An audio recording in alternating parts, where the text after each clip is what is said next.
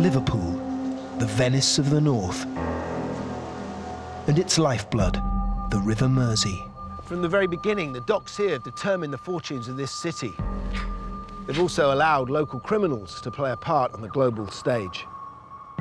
The most infamous was Curtis Warren, known as Cocky, a leading figure in the Liverpool Mafia and an international drug smuggling ring that controlled Britain's £2 billion a year cocaine business. The only known criminal to make it onto the Times rich list. But Liverpool gangs haven't always been such high rollers. In the 19th century, the stakes were much smaller. An innocent man was kicked to death for just a few pence. It was a crime so violent it caused public outrage and became a landmark in the war against gangs in Liverpool. We'll be looking at two very different gang crimes. One for sixpence, another for £40 million.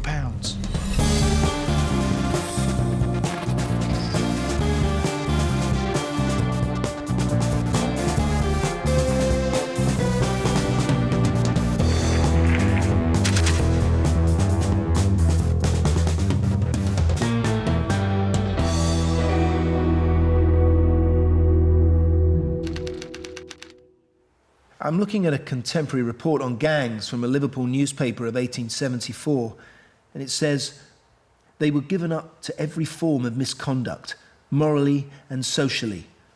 They preyed upon society and degraded the very instincts of society. They were the cornermen."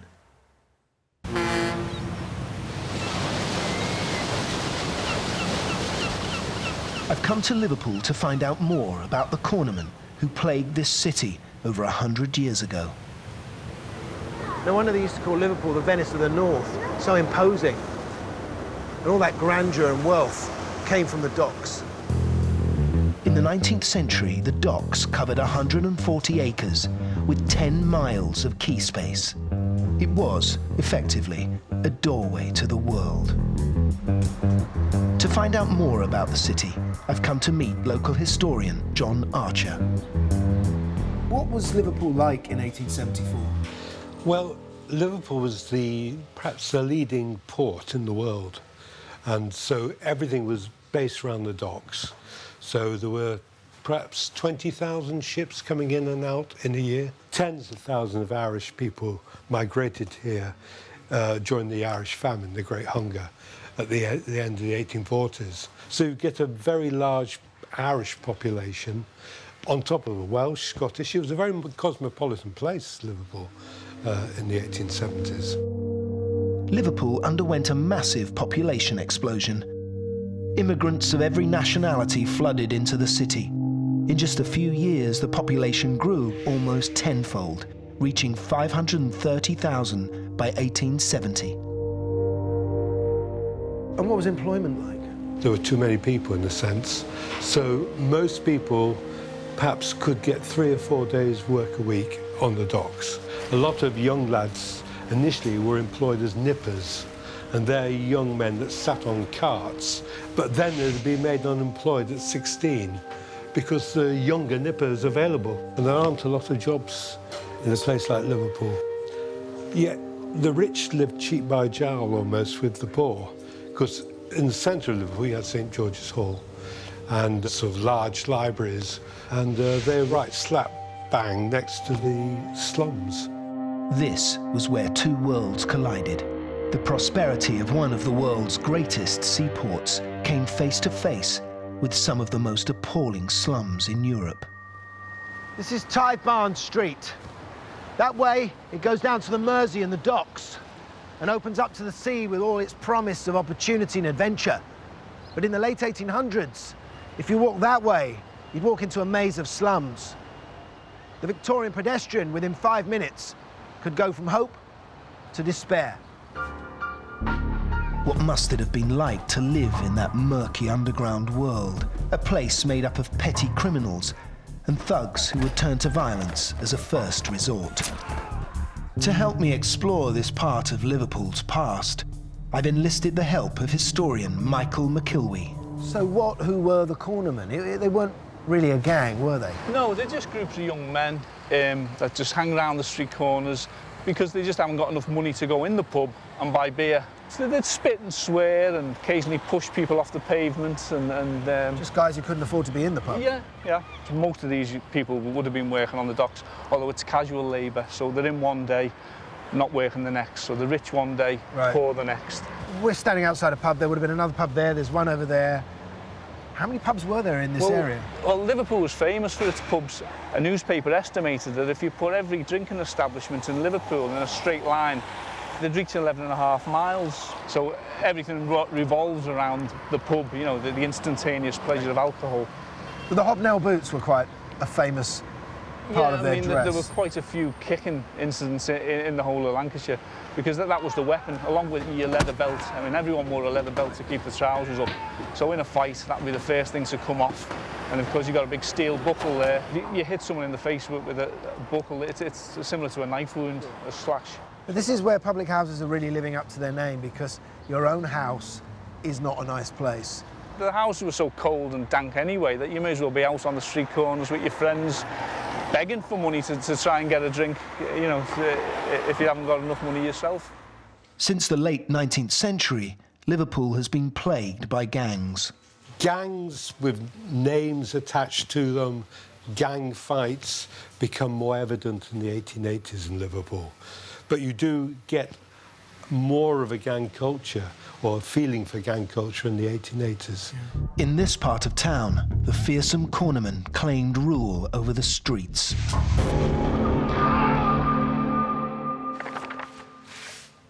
This is a map of the city back then. And this is Tithe Barn Street, running along here to the docks, with their huge berths all full of container ships. And up here, this is where our cornermen would have hung out, wearing their trademark boots, their soles covered in deadly nails. The beatings they would hand out saw their notoriety soar, and they soon became known as a menace not to be messed with. So they were violent, usually drunk and fairly disorganised. The opposite of the guy I'm looking into. Curtis Warren, born 1963. Unlike the cornerman Gary's looking at, this guy is full on. He operates on a much bigger scale. A drug baron in the Liverpool Mafia whose efforts made heroin and cocaine available to both rich and poor in every town in the UK. He rose from the street to make it onto not only the Times Rich list, but also onto the top of Interpol's list of most wanted men. Curtis Warren was the second son of a mixed-race seaman from South America who lived with his Spanish wife. Regarded as half-caste, he fell into neither the white nor the black gangs of the city and had to prove himself all the more. He grew up in the Granby area of Toxteth. There were alehouses, clubs, prostitutes and strip joints. Old West Indians in Panama hats smoked ganja. Women in saris ran stores. Hindus, Muslims, Rastafarians and Christians all mixed together. I'm here to meet journalist Graham Johnson, author of The Cartel and Powder Wars, who can tell me a bit more about Curtis Warren. So this is Toxteth, where Curtis grew up. Yeah. What was it like during those years? The drugs cartel started here 30 years ago, and this is where people like Curtis Warren and other cartel godfathers came from. What, these streets? Yeah, just around here, yeah. Now, there are parts of Toxteth which are very gentrified, and lots of money has been poured into it. But then, it was poverty-stricken. It was one of the most deprived parts of Europe. So you had a lot of connections to the docks. But listen, they all closed down in the early 80s. Loads of jobs went, 25, 30% unemployment around here. So it all kind of accumulated into the riots. Yeah. Did that change everything? Yeah, it changed everything. It changed the criminal landscape. The riots were really an uprising. They were caused by deprivation and kind of racist, heavy-handed policing. And this was effectively turned into a no-go area. The police didn't want to come in here because it was difficult for them to mount patrols, and there were lots of tension between the police and the local population. You had a lot of kind of alienated people who couldn't find work, and it was like a pool of unemployed foot soldiers who thought, well, if we can't work in the legitimate economy, we'll work for the local drug dealers. It was kind of spun as a kind of If you're doing this, it's a political act as well as a criminal act. It's kind of a rebellion against mainstream society. Aged 9, Curtis Warren would climb through small windows and burgle homes. By 11, he dropped out of school and was carrying out muggings and armed robberies. At 12, he was stealing cars. As a teenager, he progressed to selling heroin. Well, Curtis Warren, growing up around here, he must have just... I can understand where he's coming from, to be honest, because he must have just wanted to better himself. And you can understand why, I think, that kids that are living in these areas turn to crime. I mean, why not? I mean, some of these places that you're looking at, people live better in prison. I want to find out why Liverpool became a different city after the 80s riots and how they transformed the city's underworld. Let's start at the beginning. How did the Liverpool Mafia come about?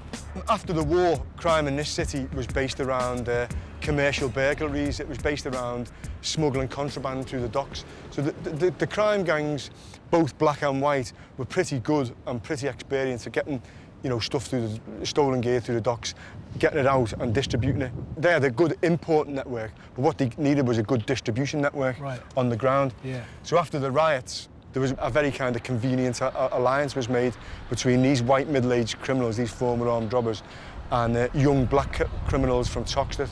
This alliance coincided with a massive influx of hard drugs into Britain: heroin and cocaine.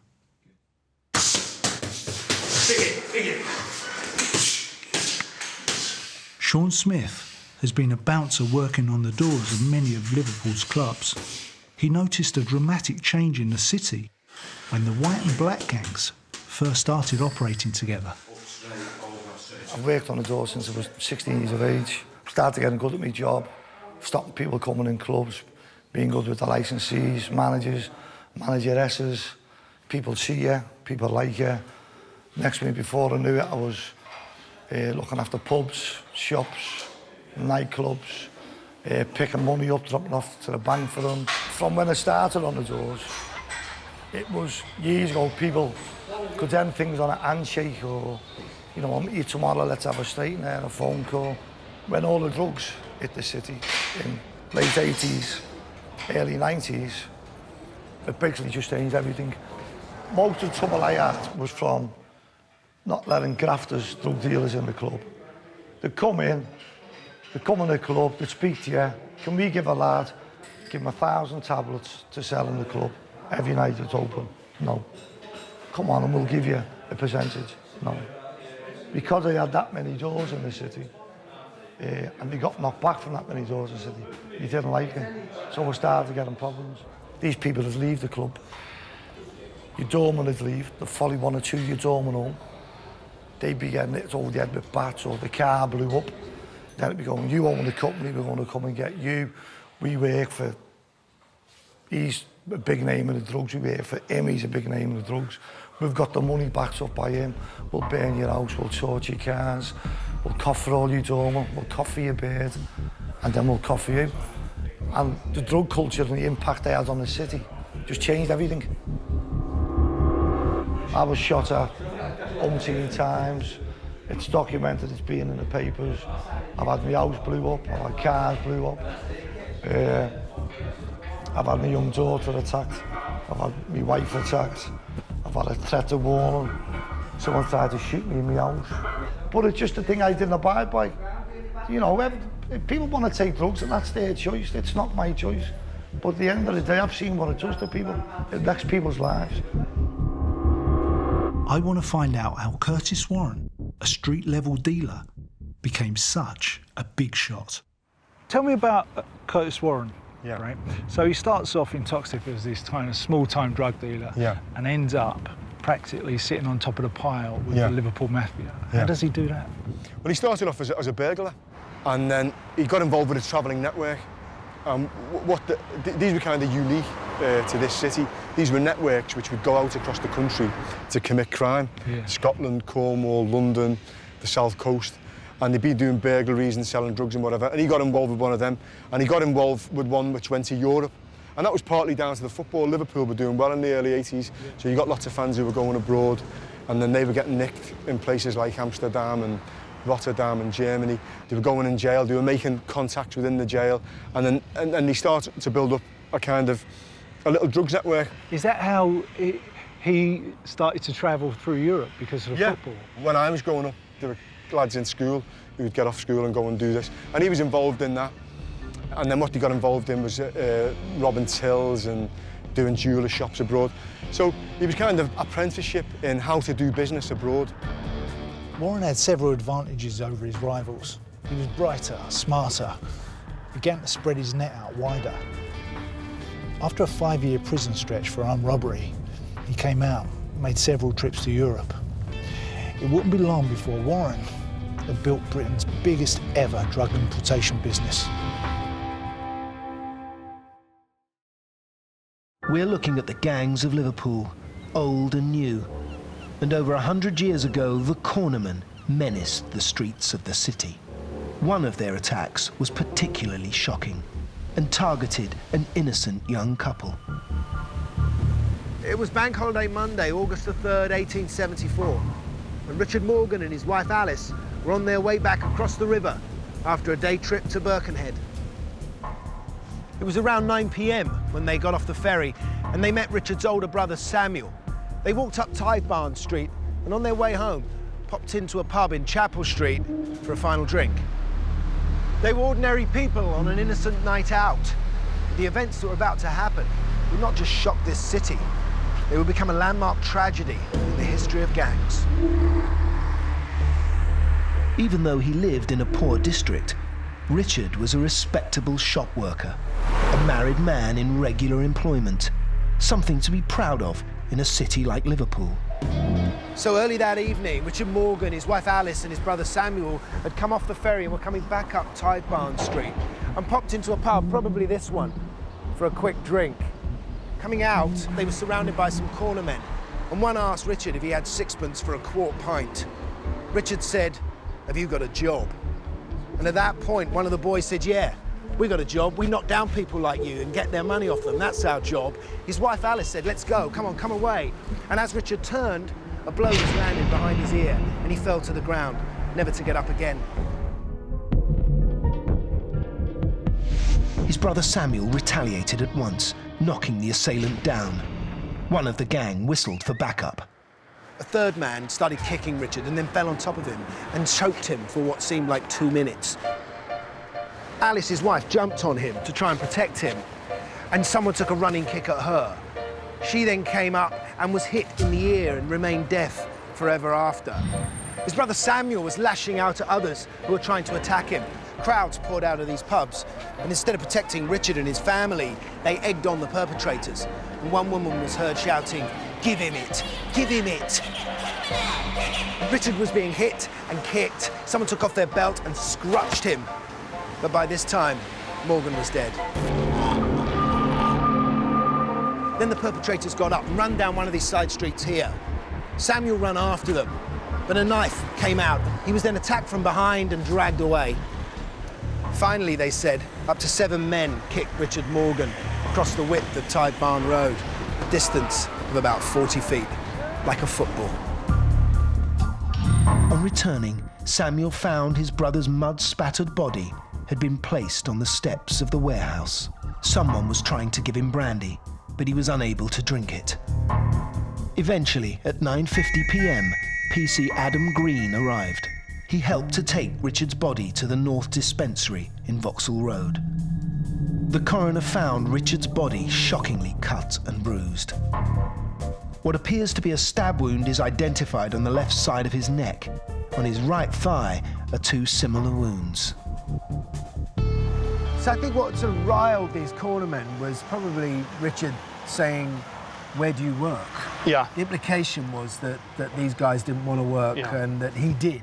Yeah. And so there was a kind of class faction already between them. Even, in a way, Richard was, although he was living in the slums, I guess he was perceived as middle class. Richard was more respectable because he held down a job in a shop He'd not long been married, and a lot was made of that in the press, the fact that this respectable man was being beaten up by these work-shy scroungers, ruffians. This was at 9:30 in the night. It was a summer evening, so it was still light. And of course, this is one of the major streets in Liverpool, one of the original 7 streets. This wasn't some rough back alley hidden away from the patrolling policemen. There were lots of witnesses to the crime, and yet nobody intervened. And not only did they not intervene, but some of them, including women, actually shouted encouragement to the attackers, such as, "Give it to him, give it to him." And in fact, some of the men then joined in the kicking. And that was so shocking at the time.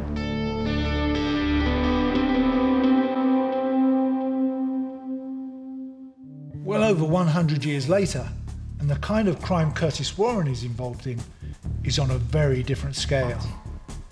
Warren had been busy learning the craft of crime. To get an idea of the whereabouts of Curtis Warren, you have to look way beyond the streets of Liverpool. In 1987, he was in Switzerland. He went to France, Holland, and to Spain, which had become a major drug importation centre. And then he made friends with 2 major drug lords from Liverpool. They would transform his career. And they went by the street names Scarface and Kaiser. Yes, they would. Yeah, because they would. You know, that's the kind of names.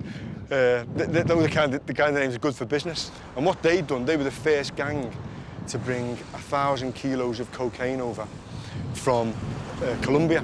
Now, they would introduce Warren to the Cali cartel, the biggest suppliers of cocaine in the world.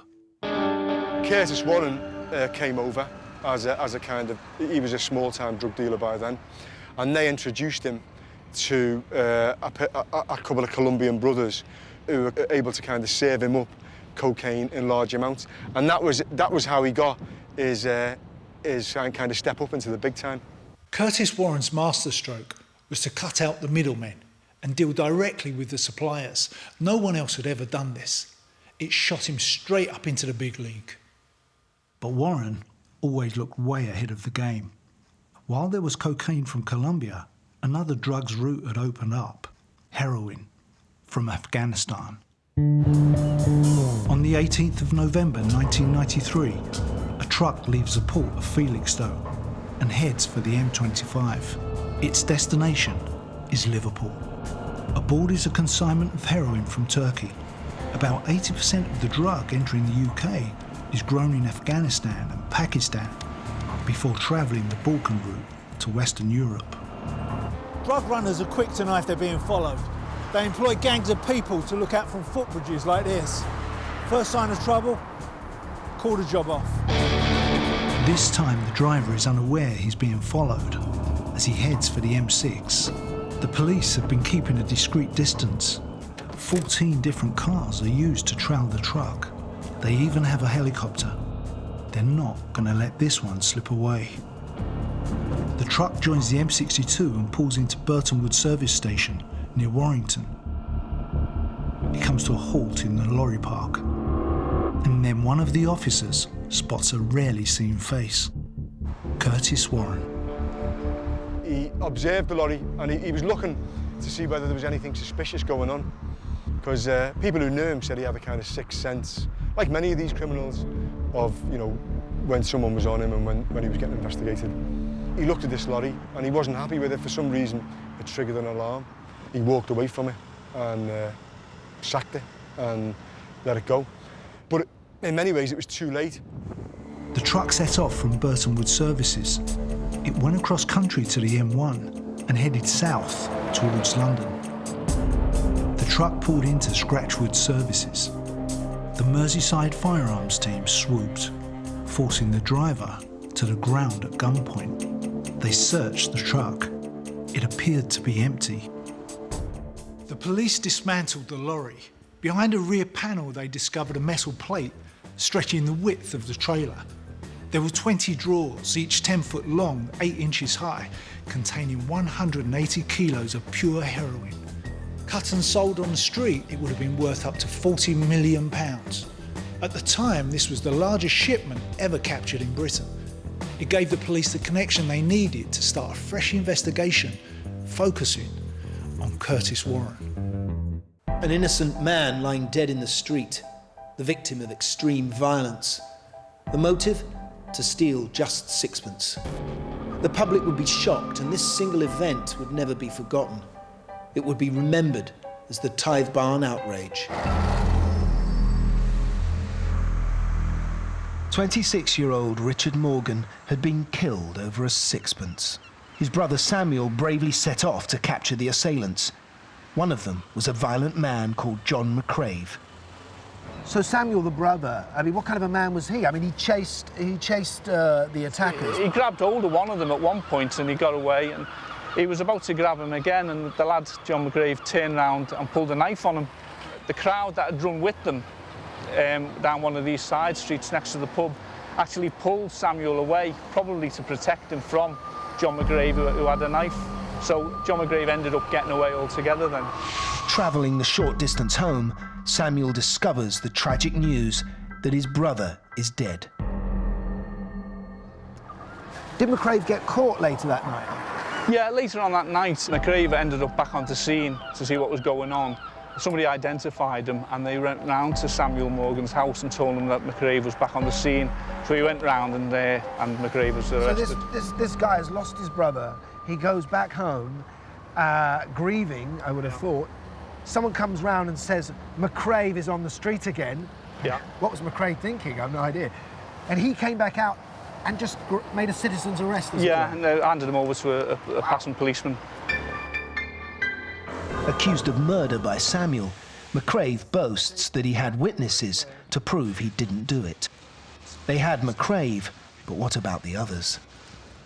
So when they brought McCrave in, did he admit to the murder? No, he blamed his two colleagues, Peter Campbell and Michael Mullen. Well, that was nice of him. Yeah. And then the police started looking for them. And they'd escaped, had they? Yeah, Michael Mullen had woken up his brother, who was staying in lodgings, and said, come on, let's stow away on a ship to America. So they immediately fled and got on a ship. Right. And were across the river when they were discovered. There was still a third man at large, Peter Campbell. He escaped to relatives in Chowbent near Bolton. And the police followed his sister, who then got on a train to visit him. Was she one of the ones goading him on? Yeah, well, it said in the trial that a female witness was shouting, give it to him, and probably it was Abe. This becomes a very public event straight away, doesn't it? It's not just another murder in the slum. No, I mean, the national press, and especially the London-based press, are always going on that Lancashire and Liverpool are rough places. Most murderers know the victims, and they're usually friends with them, or it might be partners or wives. But he was a complete stranger, and that was what else was shocking to middle-class people, the idea that they too could become victims to similar crimes on major streets in the town, not just the rough areas.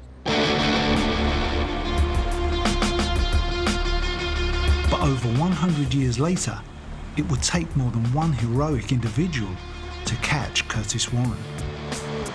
In 1993, the police had just captured £40 million worth of heroin, the largest haul ever seized up to that time. But they had nothing other than a sighting of Warren to link him to the crime. From a young age, Warren had learned every trick in the book. Even though Warren was only 11 when he left school, he spent his teenage years being educated in crime. Whereas a student would go from school to university, Warren would graduate from Borstal to prison. But unlike most criminals and students, Warren doesn't smoke, drink, or take drugs. He has a photographic memory of numbers, telephone and bank account details. He never writes anything down. He frequently changes phones. He plans meticulously. The police knew they would need every help they could find to trap Warren. Their chance came when in the late 80s, Warren teamed up with a drug trafficker called Brian Charrington. Charrington would become a police informer.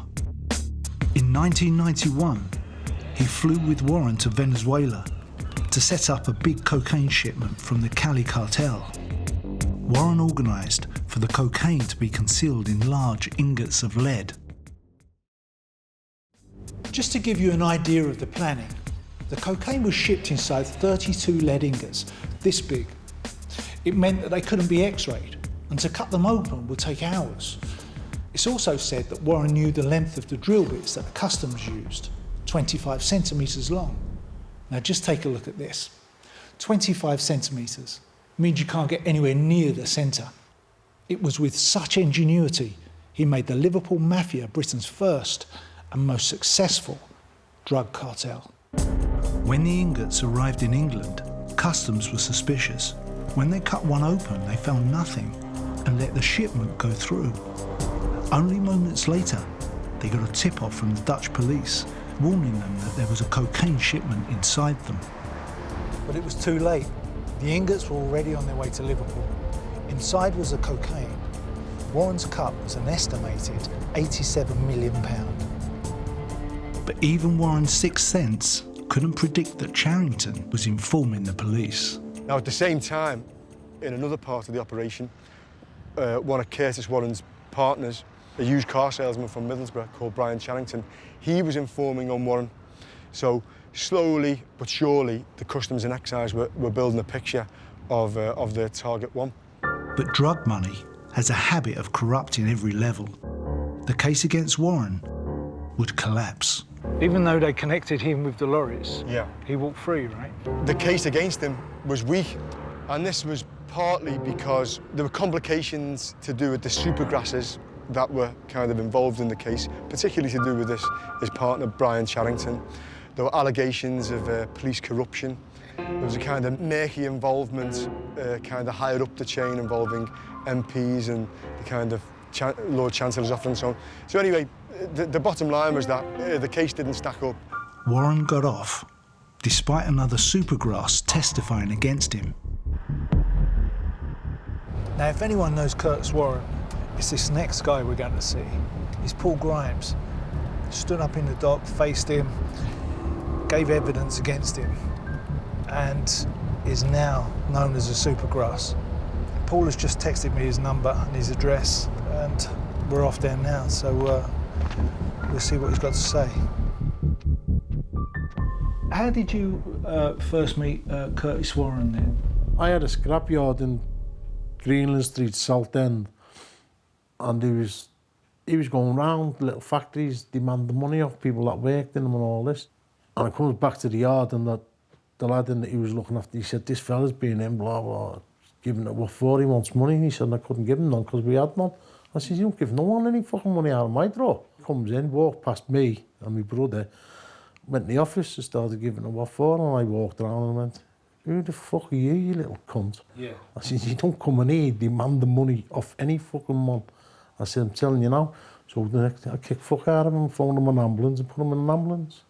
And the next thing, he was in jail and he's on the drug scene.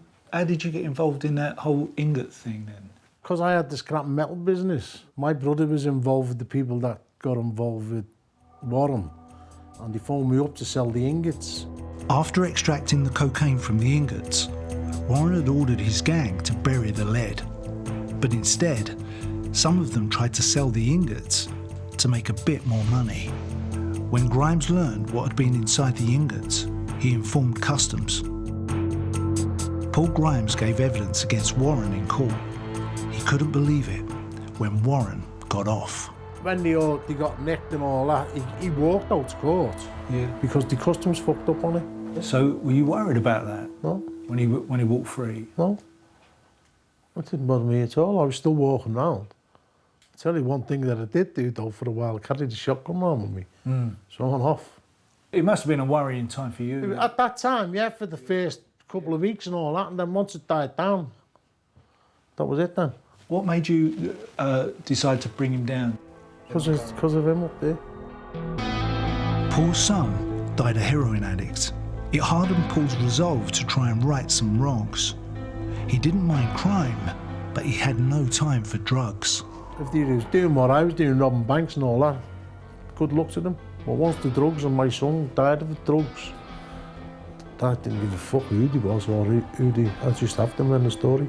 And as I said before, I stood over his grave and I said, "I will get these people for you," and that's what I've done.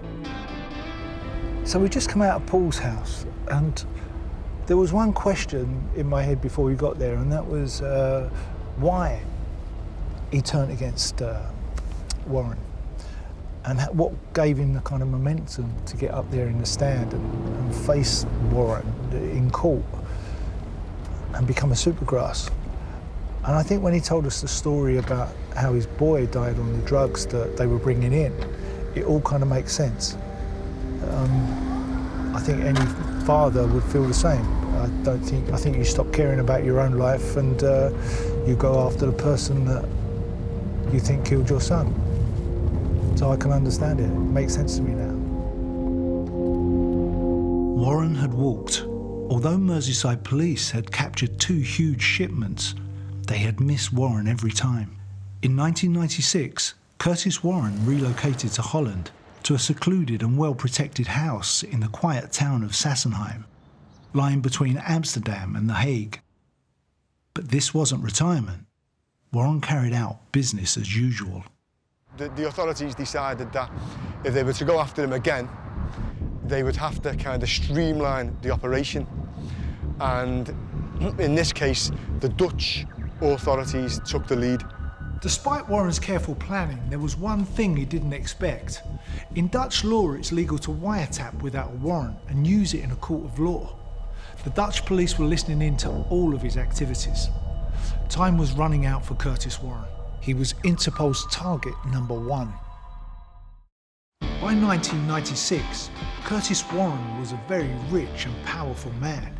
He stashed his money away in Swiss bank accounts. He's said to have owned over 300 houses in the northwest, mansions and office blocks in Britain, casinos in Spain, his villa in Holland, discos in Turkey, property in the Gambia, and even a vineyard in Bulgaria.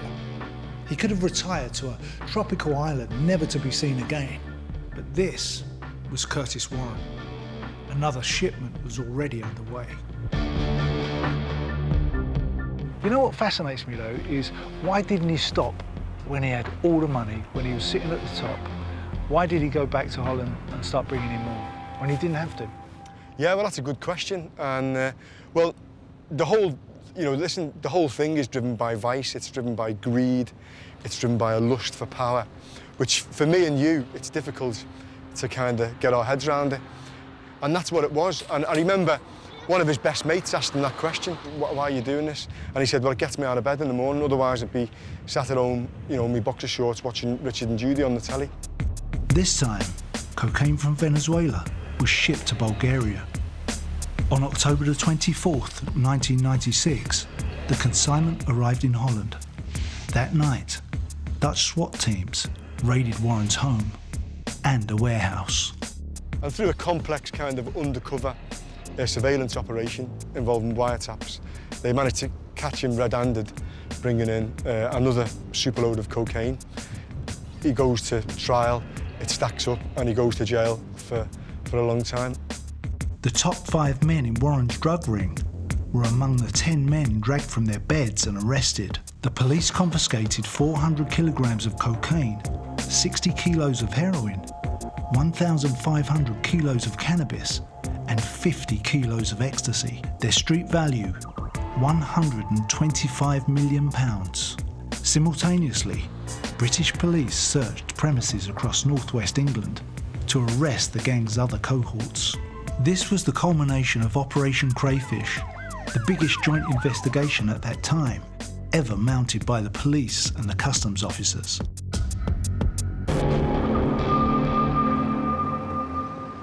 In the case of the murder of Richard Morgan, the trial went to court. There were 3 suspects in the dock: Michael Mullen, John McCrave and Peter Campbell. The fact that the public wanted these men flogged to death was a sign of how much they despised these street thugs. I guess the 3 of these guys had an example made of them. Yeah, there were 3 of them were convicted of murder and sentenced to be hanged. Now, the jury did give a recommendation of mercy to Peter Campbell.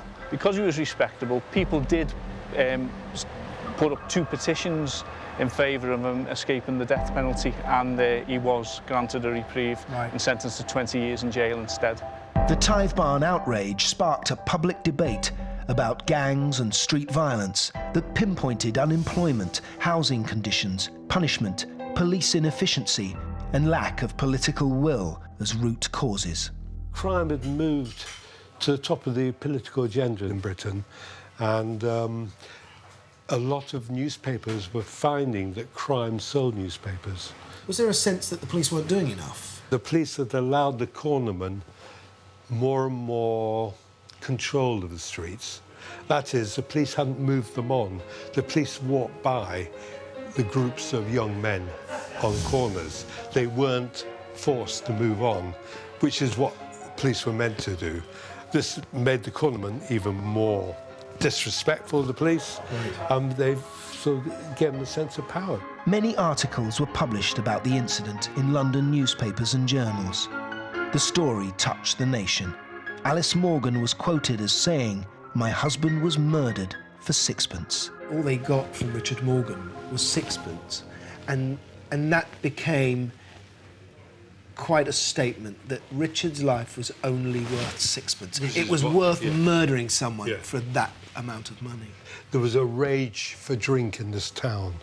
That they said that Liverpool had a drink problem in a sense, and this murder sort of encapsulated that. Although violence was not unique to Liverpool, what seemed to single out the town was that such violence seemed to be approved by the lower classes of the town and not condemned strongly enough by the more respectable inhabitants. So Liverpool itself was condemned as negligent and corrupt. Did this change anything? No, well, the funny thing is, a couple of weeks after the murder, there was another gang beating of an innocent man who was beaten with belts and kicked. And as they were kicking him and beating him, the lads were shouting, "We don't care if we hang for it," like McGrave and Mullen. So it meant absolutely nothing to them. And in fact, 3 years later, the sister of one and the brother of another ended up kicking another man to death. Did people recognise that the poverty and the slums and the unemployment of Liverpool was what was really causing this trouble?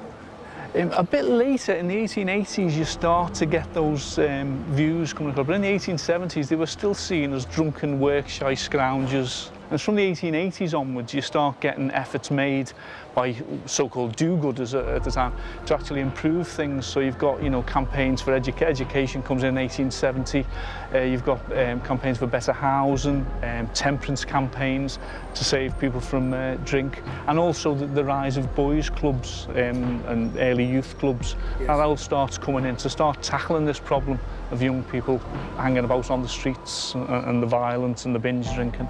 Such violence sparked public debate that pinpointed unemployment, housing conditions and lack of parental control as root causes.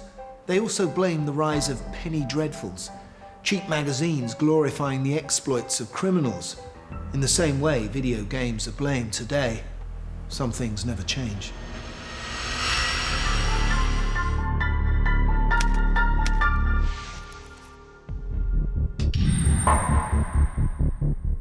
Even though he was behind bars in a high-security prison in Holland, Curtis Warren didn't stop. On September the 15th, 1999, while in the exercise yard, he was attacked by another prisoner. Warren retaliated with such force, the prisoner was taken to hospital where he died. Warren was found guilty and convicted of manslaughter. In 2005, he was accused of running a drug smuggling cartel from his cell, but the case was dropped because of insufficient evidence. Warren was released in June 2007 and returned to Liverpool. If he got out of jail, the first thing he's looking to do a deal, he's looking to do some graft, he's looking to link back up with his old mates. He's not looking to go straight, or he's not looking to kind of retire. And that's the problem, really. He's a born criminal. In 2009, Curtis Warren was jailed once more after being caught trying to smuggle £1 million worth of cannabis into Jersey. Although he took all the usual precautions and used phone boxes, which are virtually untraceable, this time he was under constant surveillance. This time the authorities had the evidence. He's currently being held at Her Majesty's Prison, Full Sutton, where he serves a sentence of 13 years. But in the end, I think crime is always the same, especially when you get involved in drugs. The people that you start to work with, even though you reach the top of your game, I don't believe that you can escape. I think once you're in it for life. And I think that's what happened to Curtis Warren. Victorian Manchester. A knife attack leaves a teenage gang member fatally wounded on a Manchester street, a victim of a gang feud and a turning point in the war on gangs. In another part of the city, a man is shot dead attending the wake of his friend, the victim of another gang murder. A drive-by shooting in broad daylight, which brought about the downfall of one of Britain's most dangerous gangs. These two gangland murders shocked the whole country, but although they took place in the same city, they took place over 100 years apart. We're going to be looking at Gangland Britain, where we'll see that gang culture has been with us far longer than you might think. We're going to investigate some of Britain's gangs and discover how you joined them, what they stood for, and how they fell. In this programme, we're exploring Manchester's gangs to see what they were and what they've become.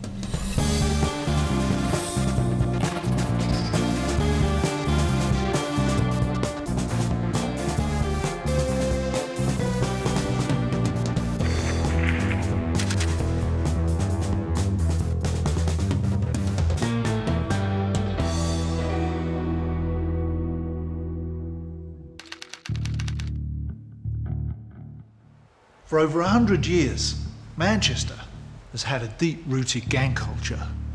We're going to be comparing two Manchester gangs whose crimes so shocked both the public and the authorities, they each brought about radical changes in the fight against organised crime. I'm going to be looking at the Gooch gang, who were active until only a few years ago. They tortured and killed without a second thought, and were responsible for around 24 cold-blooded murders. I'm going to be investigating the scuttlers, a name that sent fear through the streets of Manchester over 100 years ago. One murder in particular caused such outrage that the Home Secretary demanded the Mayor of Manchester put an end to gang violence in the city. And just to show you what they look like, here are a couple of scuttlers from Victorian Manchester, with their scarves and their almost gelled down hair, like the Perry Boys from the 1980s. They look so young, just baby-faced teenagers. We talk about teenage gangs with knives today. It's obviously nothing new.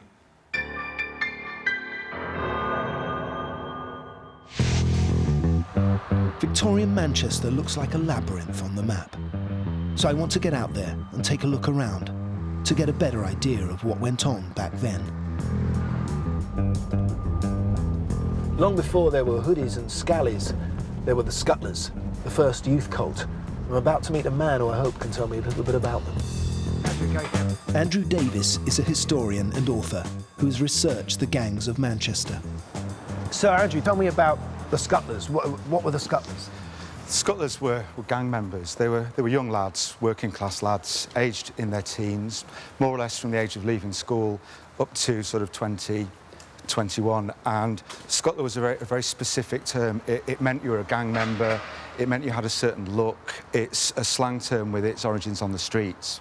So what would they do? Would they be stealing, or were they running gambling, or...? Scuttling gangs really are territorial gangs. They're neighbourhood or street gangs, and really they're fighting gangs rather than criminal gangs.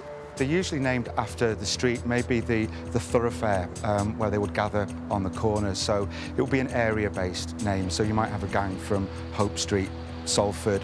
The most famous gangs had more exotic names. There was a gang from Ancoats from Bengal Street who went under the name the Bengal Tigers. Wow. So they're looking to invest a little bit of glamour, something exotic in their activities. And is that all it was really about? Sort of just respect and power? It's very much about pride in your area, and it's about pride in yourself and your friends as well. So a lot of this is about keeping young people from other districts outside what you define as your patch. But what kind of people were they? They don't seem terribly poor. They tended to be in work, but they're in pretty humdrum work. There's not a lot of educational prospects for them. There's no great employment prospect. But to be a scuttler, to be a Bengal tiger, that's to be somebody. Scuttlers became the first youth cult. They had a distinctive look. Short hair, but with a long fringe. Worn in a parting and plastered down with soap on the forehead over the left eye. The The dress signalled to everyone that a scuttler was no ordinary working-class lad, but a street fighter. It was one thing to look dandy and impressive, but some of their dress had other, more vicious functions. For example, these clogs, heavy, pointed, and with brass toe caps, good for close-up combat. Their belts were another part of their armoury. They would have a heavy brass buckle, which they'd sharpen along the edge, so it became like a blade. They'd also bang nails or bolts through the end to add more weight when swung. It was said that a hit from one of these could split a man's skull. Tell me about scuttlers going into other scuttlers' territory and how dangerous that was. Well, if one band of scuttlers cross the boundary into another gang's districts, that's an outright challenge. And really, the local lads are obliged to respond, and if they don't, they lose a lot of face. And was the fighting just random, just people just getting angry and attacking people, or was there was an order to the way they fought? I think it's very, very targeted. One of the things that you realise about scuttlers is they all know each other. The gangs would actually chalk the threat or the invitation to fight. They'd chalk the challenge either on a wall or maybe on the pavement, so there would be a day and a time, Saturday, 3 o'clock, Adelphi against Greengate. So it really is battling by appointment. They're very often carrying and they're using knives as well. But it's very, very rare that anybody gets killed. So generally what they're looking to do is to maim or to scar. Why didn't they kill each other as gangs do nowadays? I think maybe it's a sense that they don't want the stakes to be too high. These are young lads who are fighting for the thrill of it and to kind of burnish their reputations. They still want to go home to their mums. Exactly. It really wasn't part of their code to be looking to kill. Imagine back then as a lad growing up around here. You're in your early teens, you had a job. Not a particularly interesting job, a boring one in a factory. At least you had money in your pocket. Whereas today, you'd go home and play a war game on a computer. Back then, you went out on the streets and did the real thing. You strutted your stuff. I'm off to see what scuttlers I can find in the archives. What we've got here, Gary, is pictures of the time of the scuttlers that you're referring to. So this is a book that would have been kept by one of the local detectives? One of the officers. It's out of our archive collection. It's one of the officer's personal books, I think, and this is how he identified his operative thieves and vagabonds of the time. This is wonderful, isn't it? I mean, look at these boys. They're so young, aren't they? Mm-hmm. And, well, they've got this particular scuttler's look, haven't they, with the silk pattern scarves and the soaked down fringes. It's like hair gel of the day. But I mean, what I can see, I mean, this boy here is 18, but he looks so young. Mm-hmm. I mean, they went down to about 14, didn't they? You could go to work at 14 at that age. You left school at 12. You left school at 12. Mm-hmm. I mean, it tells a sad story, but this is probably the earliest photographs of a British youth cult that predates everything like the Teds and the Rockers. Right. And the... Well, before the Teddy Boys, that's just about my era. You could see their fascination with clothes and look was very important to them. The look, it was a uniform. They are in uniform, in effect. All the men dressed more or less the same, with the same sort of hairstyle, easily identifiable to themselves and to the other gangs. It's wonderful, but also very sad. Very sad. That's the scuttlers. There was the Bengal Tigers, 400 yards up the road. You had to live in Bengal Street in Ancoats to be a member of the Bengal Tigers. And they just fought each other. I wonder what gang these guys were in. Well, these are the scuttlers from Greengate, I think. Greengate? Oh, this is the Greengate scuttlers, of course. Oh, and this is William Brooks, who apparently was an amazing fighter. Famous. I mean, he looks like it. He looks like he's taken a few blows as well. Yeah. Not a sort of kid you'd like to come up against. He's a bit older than the others. He's 20. And so small, 5'6", 5'4", 5'5". Good material for the SAS today. Good street fighters. Inside the Manchester Police Museum, photographs of some of the city's scuttlers have been preserved. This is like a national portrait gallery of rogues and villains and probably innocent people as well. A lot of sadness in their eyes, and some of them have bravado, fear. And I think most of all there's a story of a life behind every one of these pictures that maybe we forget, and it's very evocative. It's very moving, actually.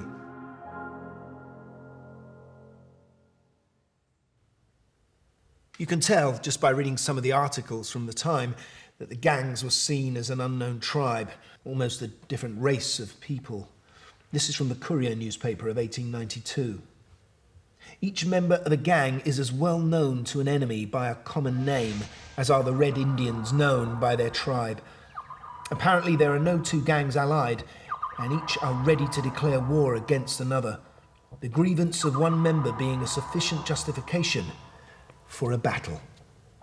On the same Wild West theme, written just a couple of years ago by Judge Mr. Justice Brian Langstaff, he says, "Manchester is not the Wild West, but many of you treated the streets as if it were. It appears not that much has changed in the last 100 years.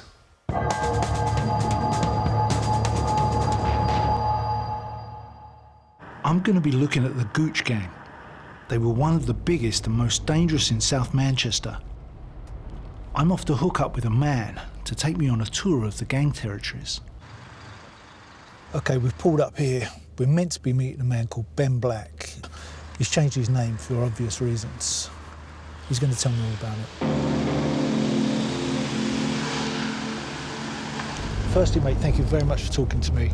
I know this is difficult for you, but I wondered if you could just give me a brief overview of gang culture in Manchester. Gang culture in Manchester started in about the 1980s.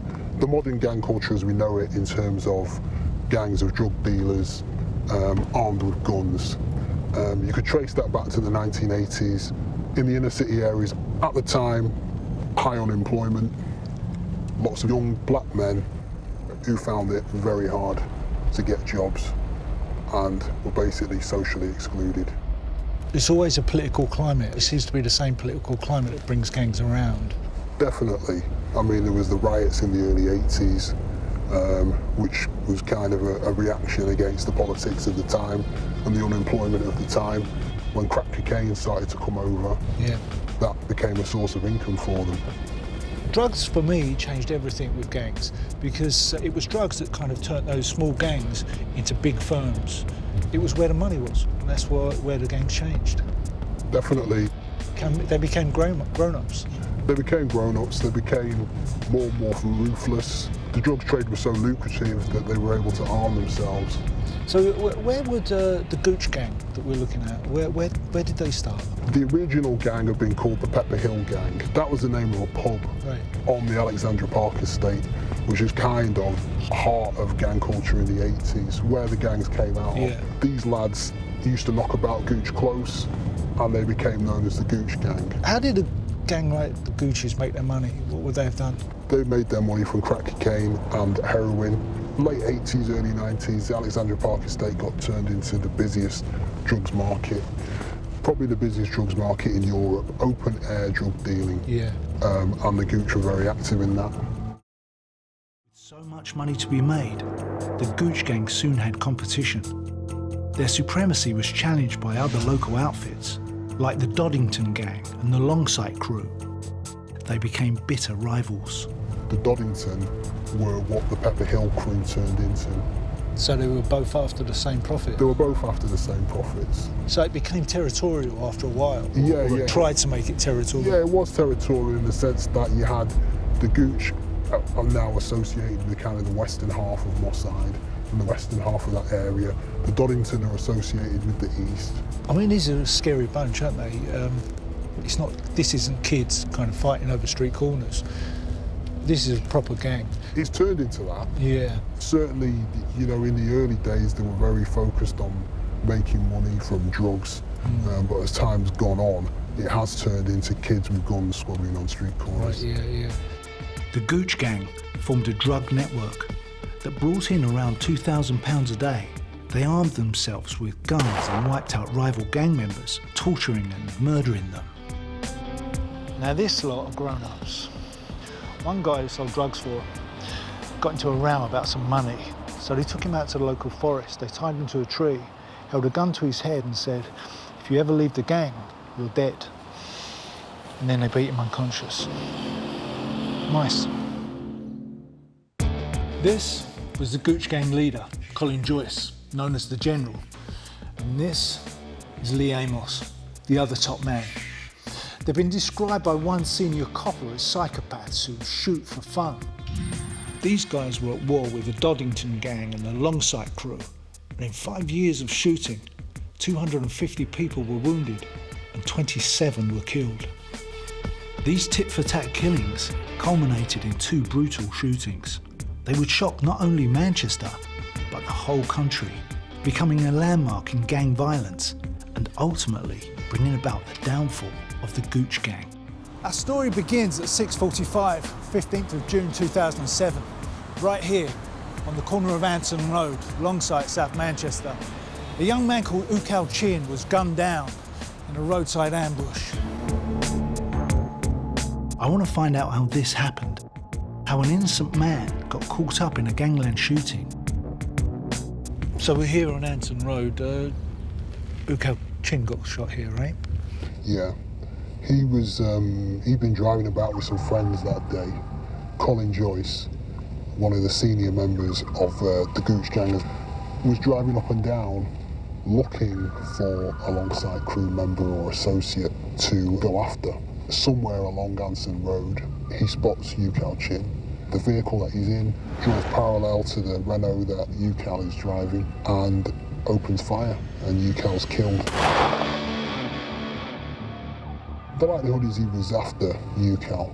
Why? Because he thought he was part of Longsight? Ukal came up in an area where gang membership's simply defined by who your friends are. You might have friends who are more involved than you are, but you become associated with their gang because they're your friends. They might be the friends that you went to primary school with. They might be the friends that you've grown up playing football with, but that's enough to label you, and if you happen to be driving these lads about on a particular day and your face becomes associated with them, then it's a question of perception. That was enough to get Ukal killed, unfortunately. The horrors of gang warfare leave families destroyed. Not just the misery from the drugs they sell, but families torn apart by shootings and killings. Can you tell me what happened on the day of Ukal's murder? The day Ukal murder, I was in work as usual, and when I was in work, I get a phone call, but really it wasn't me get the phone call, it was somebody else who I'm working with, and they say to her, Ukal get shot, and I said, what? Ukal get shot? And then they say die, and I couldn't believe that was a shock to me, because I remember the day when he sat here and I sat there and we was talking, and he said to me, Mum, I'm going out, I'll be back in a minute. And that's the last word he said to me, and I always remember that. The violence got worse. Knowing that there would be a funeral and a wake for Ukal Chin, the Gooch gang waited and planned another attack for July 27th. The wake was to be held here, at Chin's family home in Frobisher Close, Longsight. But the audacious Chicago-style shooting they all planned was going to be the gang's undoing. It would be so horrific, it would kickstart a major offensive by the Manchester police to bring down the Gooch gang. In 1892, the scuttlers' fighting was about to go to a new level that would shock the nation.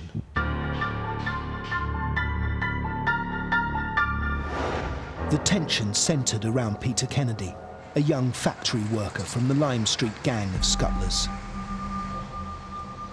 Kennedy had been persuaded to join the Lime Street scuttlers, but his association with the gang came at a price. Each day after work at the dye factory, he would have to walk home through the slums that surrounded the Ashton and Rochdale canals, the territory of the Bradford Street gang. Kennedy had bravado and confidence. He'd had confrontations with the Bradford Street gang before, but this time, one of them would single him out in a violent attack which would change the rules of street fighting.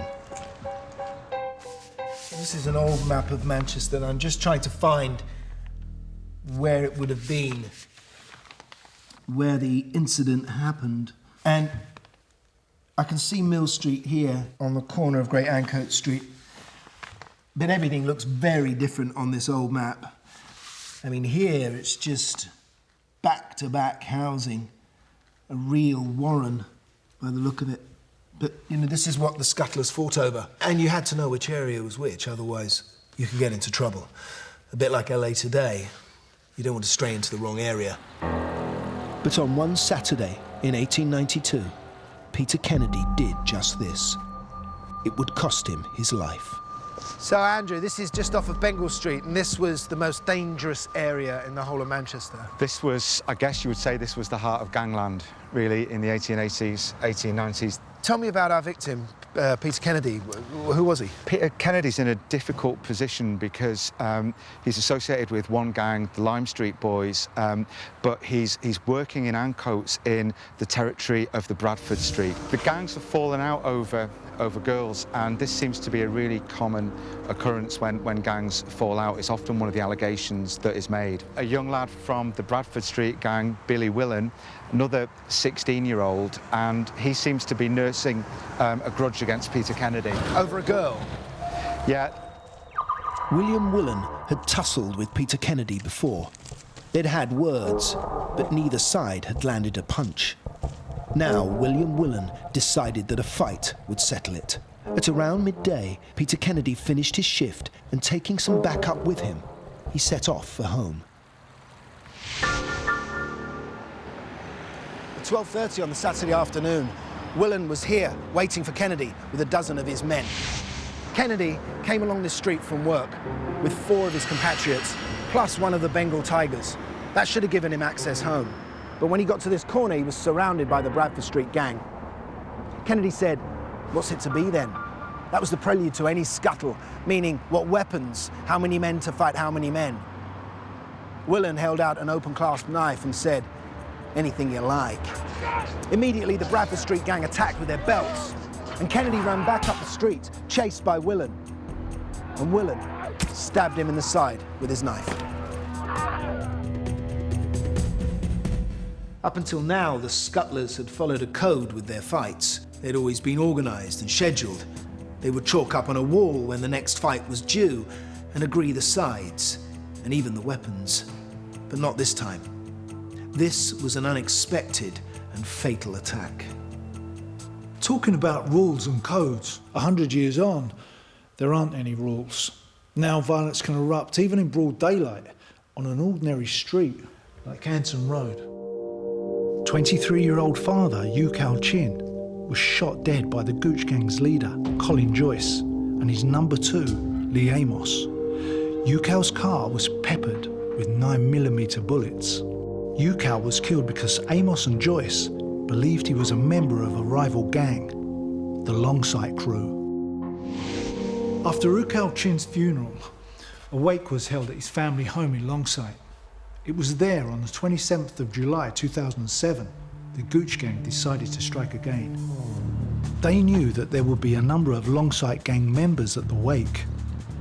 We're at Frobisher Close. Just talk me through what happened here.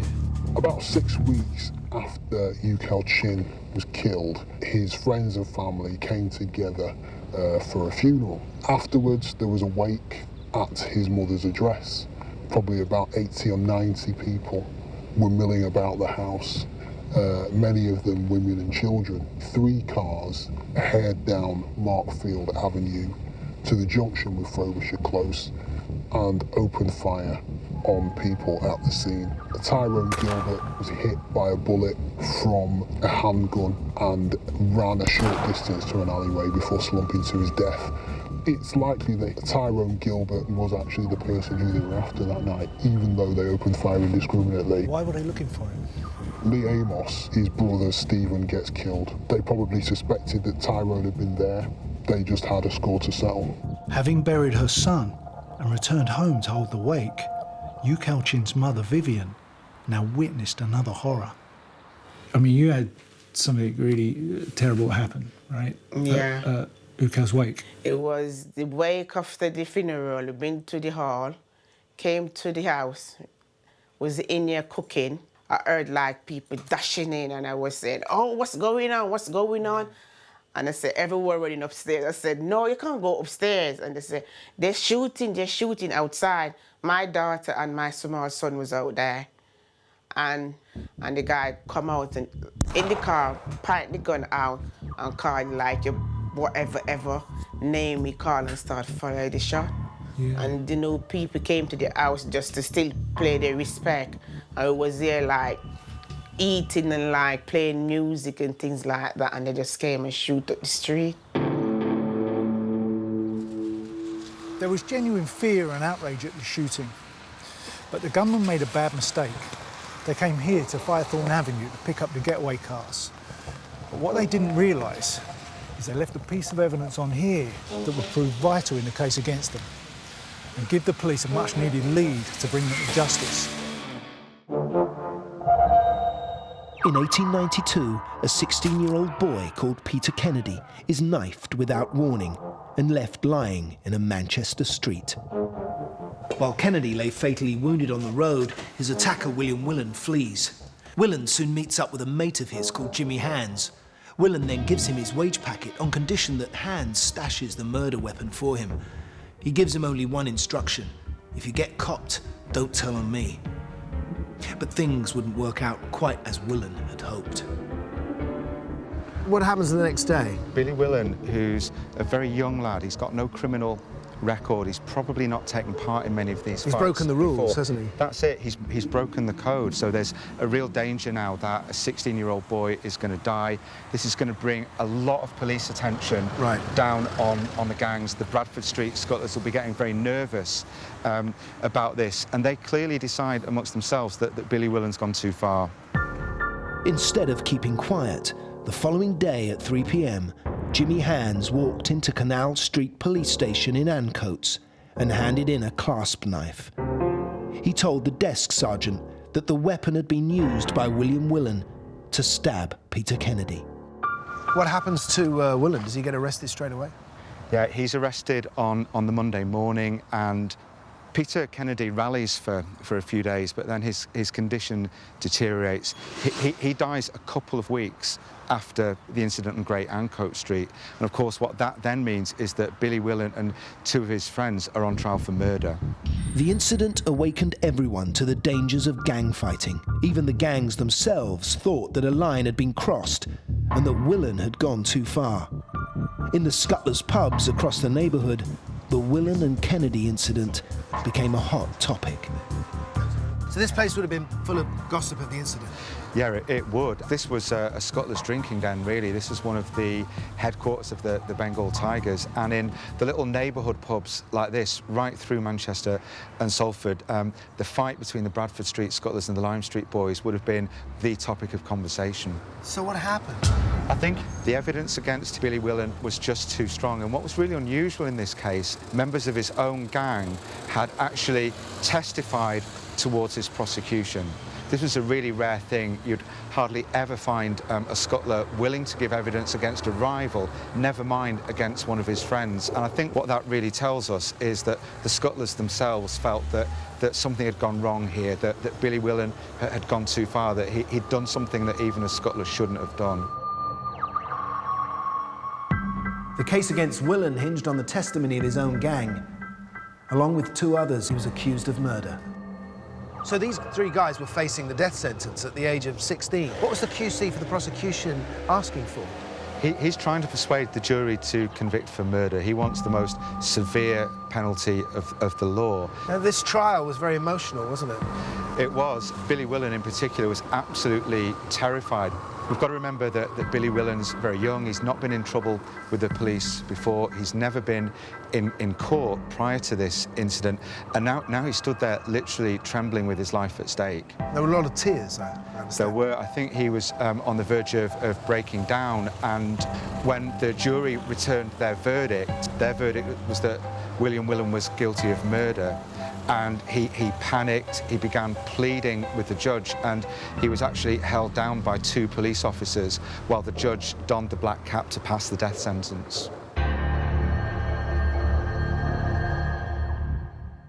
His girlfriend thought that was the lot for Willan, didn't she? She did, and a week after he'd been condemned at the assizes, his sweetheart, Hannah Robin, was in court herself with three of her girlfriends. They'd been arrested for scuttling with belts. So probably this is yet another of the tit-for-tat incidents between the two gangs, but Hannah caused quite a stir in court because as she's in the dock and the police are giving an account of her arrest, a police inspector demands that she pull up the sleeve of her blouse to show the court. She's obliged to do that, and when she pulls the sleeve up, it shows a tattoo in loving remembrance of William Willen. Wow, that's love. South Manchester 2007, with Tyrone Gilbert left sprawled on the ground and others lying injured. Hugh Cauchin's funeral wake had been turned into a gangland target. The Gooch gang got away in 3 vehicles. One of them was found abandoned a couple of miles away. As the men made their escape, a balaclava became snagged on some barbed wire in Firethorn Avenue. It was left behind along with a pair of gloves. That balaclava provided a DNA match that linked one of the gang, Aaron Campbell, into the shooting. And from then on, police knew that the Gooch gang were involved in this murder. This was now an opportunity for the police to try and bring down Manchester's most dangerous gang. A massive investigation got underway, but ensuring their convictions would be a protracted and complex challenge. Convictions were only possible with witnesses, and witnesses in gang trials are very hard to come by. It was probably the biggest, the most expensive investigation of its kind and prosecution of its kind ever mounted in Manchester. Once they arrested a couple of them, did they find that more witnesses came forward? There was a lady who her home had been turned into a kind of Gooch gang safe house. And what she tended to find was that wherever she moved, gang members would sort of follow her. And so the Gooch gang members basically would converge on her home, use it to store guns, use it to chop up drugs, and keep her sweet and keep her and her brother sweet with Class A drugs. She realised that enough was enough, and as police started picking people up, they were among some of the kind of Gooch gang associates who came forward and started providing bits of information that linked the Gooch gangs in with heavy gun crime and drug dealing. Former members of the gang were able to come forward and talk about things that they'd been asked to buy in preparation for an attack. 50,000 pages of evidence was scrutinised by prosecution lawyers, including 80,000 mobile phone calls and texts. But the hardest part was persuading witnesses to talk. The police gave them the protection they needed. Some were even relocated with new identities. The most vulnerable ones were those closest to the gang. Some had to confess to their own criminality. Some of them were engaged in gang activity, like drug dealing and possession of firearms. Many witnesses were stuck in a cycle of crime by helping the gang. One witness talked about the gang coming into their house to package up drugs while passing around handguns. Another told how they'd been asked to store a getaway car in their garage and destroy the logbook in the days leading up to Tyrone Gilbert's murder. One of the defendants, Narada Williams, managed to get hold of a mobile phone in his prison cell and ring one of the witnesses to try and put pressure on him. But witnesses did come forward, and the case went to trial here in Liverpool. It was one of the longest and the largest in the history of Greater Manchester Police. In the courtroom, 2 leaders of the Gooch gang, Joyce and Amos, shouted and hurled abuse at the witnesses and the court. The families of Cal and Tyrone had travelled down every single day to see what happened. The people in the dock, Colin Joyce, Lee Amos and their cohorts knew that they were looking at 30 years or more if they were convicted. And obviously Tyrone's family and Cal's family were anxious for justice. So there was a massive sense of anticipation when the jury came back with their verdicts. The police had gone to extraordinary lengths to persuade the witnesses to come forward and give evidence. Now, it will be down to the judge and jury to determine the fate of Manchester's most notorious gang. We're looking at 2 Manchester gangs separated by over 100 years. The big difference in our 2 stories comes about during the trial. 100 years ago, the law was harsher. Willen, just 16 years old, was sentenced to death. But then there was an extraordinary turn of events. While Willen was in prison, a petition was signed by thousands of people begging for his reprieve. What happened to Willen? There was a huge campaign in Manchester for Billy Willen to be reprieved. It's actually very rare by the late 19th century for an offender as young as 16 to hang. So there was probably some expectation that Willen's life would be spared, but no one could take this for granted. And his family, especially his mother, worked very, very hard to try and rally public support. Thousands of people signed a petition. They're really trying to persuade the Home Secretary to come down on the side of a reprieve. He was reprieved in the end. He was reprieved by order of the Home Secretary, and his sentence was commuted from death by hanging to penal servitude for life. At the last minute, Willen's death sentence was changed to just 8 years imprisonment. It was a compassionate end to the story. But the Home Secretary demanded that the Mayor of Manchester put an end to scuttling. So what did they do? I think that the Billy Willen case was a wake-up call to Manchester, really. There were a lot of people in Manchester who were so angry with what he'd done that they wanted him to go to the gallows. But there was a counter-argument as well, and newspapers like the Manchester Guardian really were pressing very hard now to say that this is not just the responsibility of one young lad, this is the responsibility of the city to think about why are lads doing this? Why isn't the city providing better things for them to do? And they did. The answer that Manchester came up with was the Working Lads Club movement. These were founded by middle-class, in some cases evangelical, social reformers who actually decided the time has come now to put on new facilities for lads in districts like Ancoats, to give them an alternative to hanging around the streets. And did the lads find that more attractive than scuttling? I think scuttling sounds pretty attractive in many ways, but... The younger lads actually really go for the clubs in a big way, and I think what that does is it begins to divert recruits away from the gangs into the clubs. And over 10 years or so, the gangs begin to wither away. So even by the time that Billy Willen comes back to Ancoats in 1900, people are starting to talk about scuttling as a thing of the past. By 1900, the scuttling gangs had all but vanished. The worst slums were razed and the poor rehoused. New activities appeared, like the cinema, alongside sports clubs where you could try your hand at a bit of boxing or football. One of these schemes resulted in the formation of St Mark's Football Club, now known as Manchester City FC.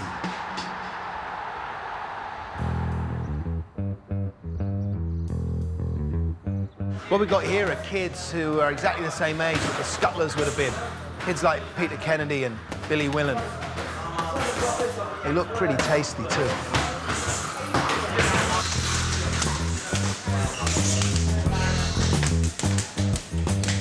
So Taggy, tell me about this club. How long has it been here? It's been here almost, I'd say about 18 years. It was the old direct works. Basically, Joe got it, took a big chance, put his own house up for sale. This gives kids something to do, gets them off the street, doesn't it? I mean, that's the point of it. Yeah. I mean, I've always believed that, Gary. What I've always been involved with is sport, whether it's been boxing or football or whatever it's been.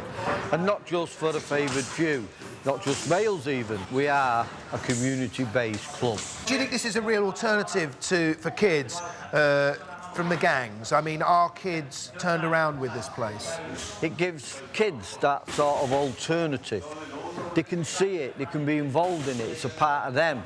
Perhaps in some cases, it's one of the major sort of platforms to give them self-esteem. You get kids who could have gone the other way, the bad way, yeah, who come here and you feel like you've changed them. Yeah. Well, I think that about all the kids that I've ever known, not just in boxing, although we're talking here about boxing. I think if you give kids anywhere in the world an alternative, something that they can genuinely identify with, want to do, be involved in. Looking at the records from over 100 years ago, you seldom find a clerk or an apprentice being arrested for scuttling. It was always the lads in the huge swathe of society for whom few opportunities existed. These boys had meagre prospects and no political voice or rights. Joining a gang gave them a sense of belonging. It's no coincidence today, listening to reports of knife and gun crime. They still tend to be clustered in those areas where young people have fewer educational opportunities.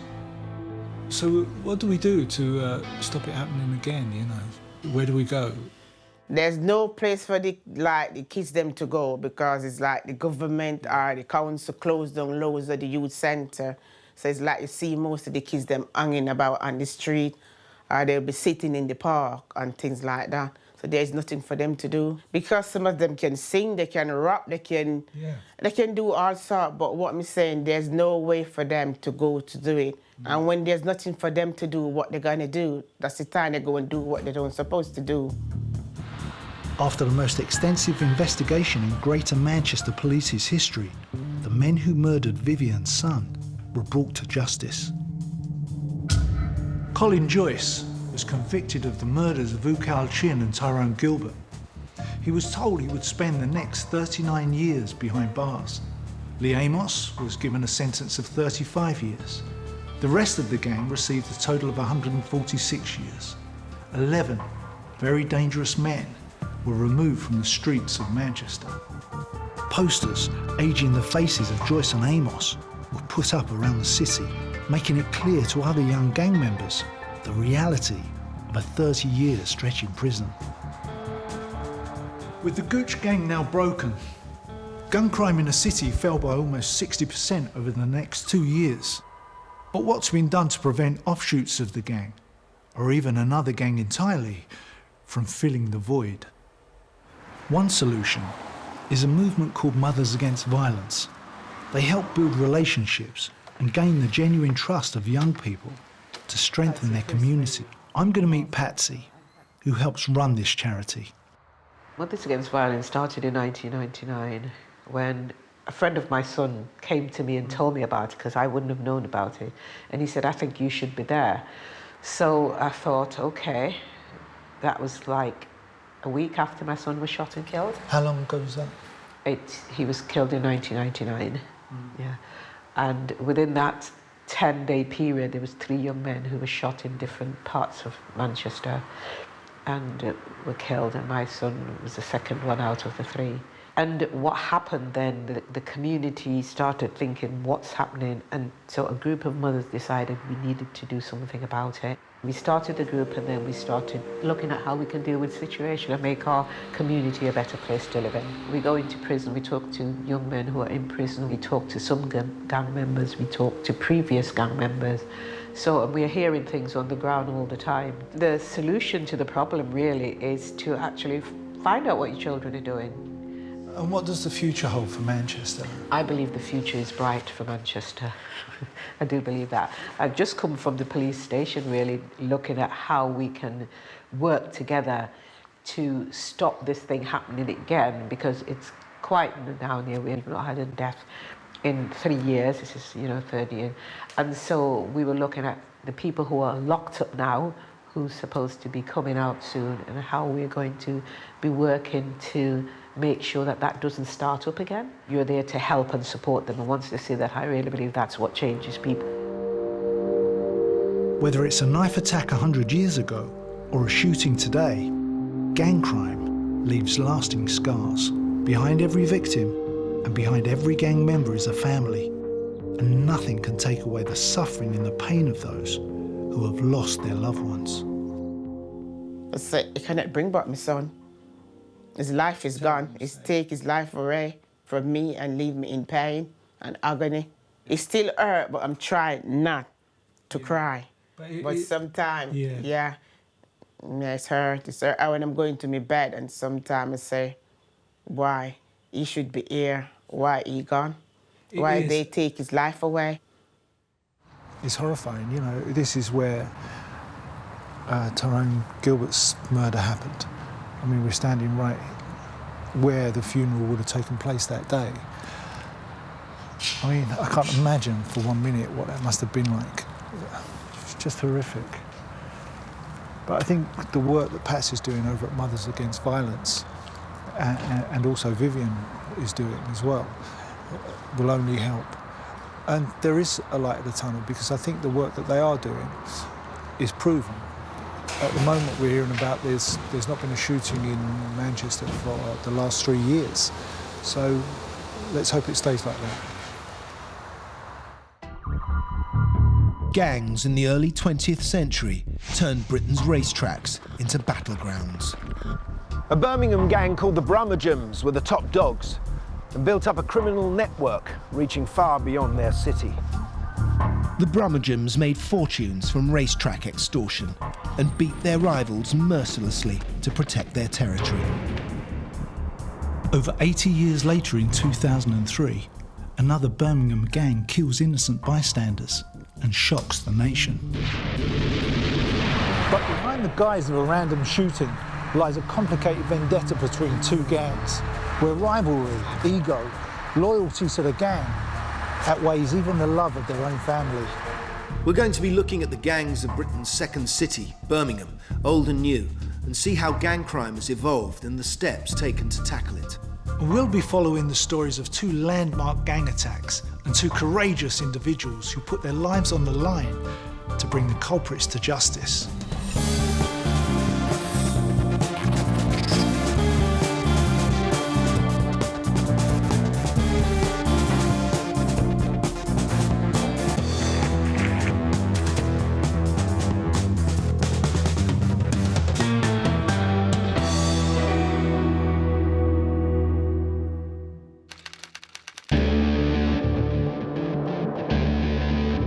In the 19th century, Birmingham was known as the city of 1,000 trades. Unlike Manchester, based solely around cotton goods, Birmingham had a wide variety of specialised skills, producing anything metal, from buttons and buckles to jewellery, steam engines and guns. Like most cities in the UK, Birmingham's gangs were territorial, often being named after the areas they came from. I'm walking in what was once the gun quarter. In the 19th century, that was a name of a gang from here. Others were called the White House Gang from Aston, the Garrison's Lane, 10 Archers, Bishop Riders, and then there were the Peaky Blinders.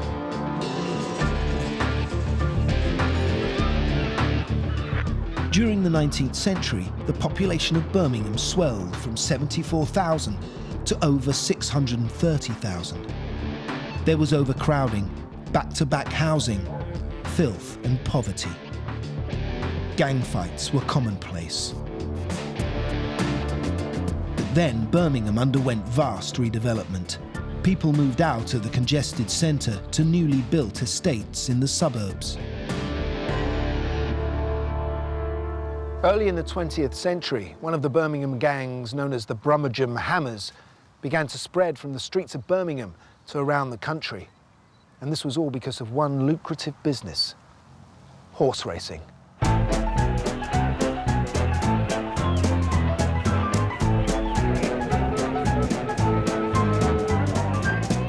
The English have always had a passion for the sport. Only the wealthy could afford to buy racehorses, to breed them and to race them. But anyone could afford to bet on them. After the First World War, racecourses were the only legal gambling places, with an annual turnover approaching £500 million. They became the playgrounds of choice for a liberated generation.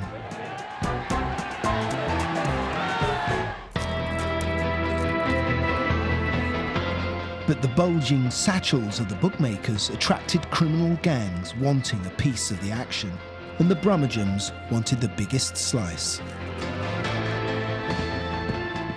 I've come to meet a former member of the Met's flying squad, police historian Dick Kirby. Dick. Gary, delighted to meet you. Yeah, good to meet you. So I suppose the first question is, what did the Brummagems see in racecourses? Why were they here? Well, they saw an awful lot of money. In those days, before the First World War, practically anybody could set up as a bookmaker. Oh, right. There were no real rules and regulations, and the bookmakers just paid out if they could afford it. And if they didn't, they hired bodyguards to protect them from enraged punters who wanted their winnings. Yeah. Yeah. Racecourses were prey to gangsters, fraudsters, pre-card tricksters, but there was also pure hooliganism. Local historian Carl Chen has made a study of the racetrack gangs. Blokes would go up to somebody and say, hey, to a bookie, you're the bookie. Oh, Give us 10 bob for poor old Fred, he's just come out of nick. Right. Poor old Fred hadn't come out of nick. Didn't Poor old Alf's just going into nick, give us 10 bob. I see. Or else even cruder, if you don't give me £1, I'm going to turn you upside down. Right. So a lot of bookmakers hired minders, tough boxers. It was might rules. I see. And so whether you were bookmakers or punters, if gangs came along and preyed upon you, you were struggling. And the gang that posed the greatest danger and controlled the most racecourses was the Brummagem. According to a 1922 police report, the Brummagem were mostly made up of convicted thieves of the worst type.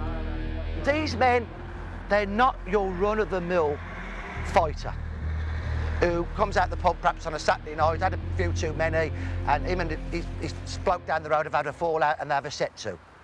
They were really violent, nasty men who enjoyed violence.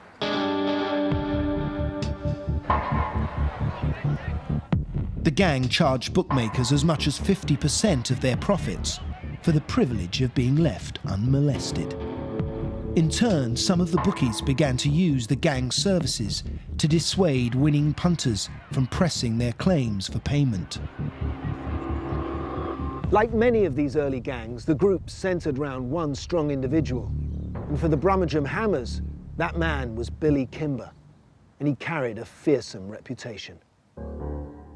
Billy Kimber was born in 1892 in Aston, the son of a brass founder. Handsome, well-built and charismatic, he became the teenage member of the Peaky Blinders, known for their sharp dress. Kimber soon graduated to the Brummagems, the largest gang throughout the 1920s and 30s. He was a lion of a man. He was fearless. He said, but he wouldn't fight with knives, he'd only fight with his fists. Right. So he was a violent man. I'm not excusing that, but he must have had charisma to control all this lot. When he was 18, he had a conviction for assault and served time in Birmingham's Winson Green prison. It was here that Kimber met fellow gangman George Brummy Sage, who introduced Kimber to the idea of racetrack extortion. This union would transform the fortunes of Billy Kimber and the Brummagems, turning the gang from a group of ruffians into an organised money-making enterprise.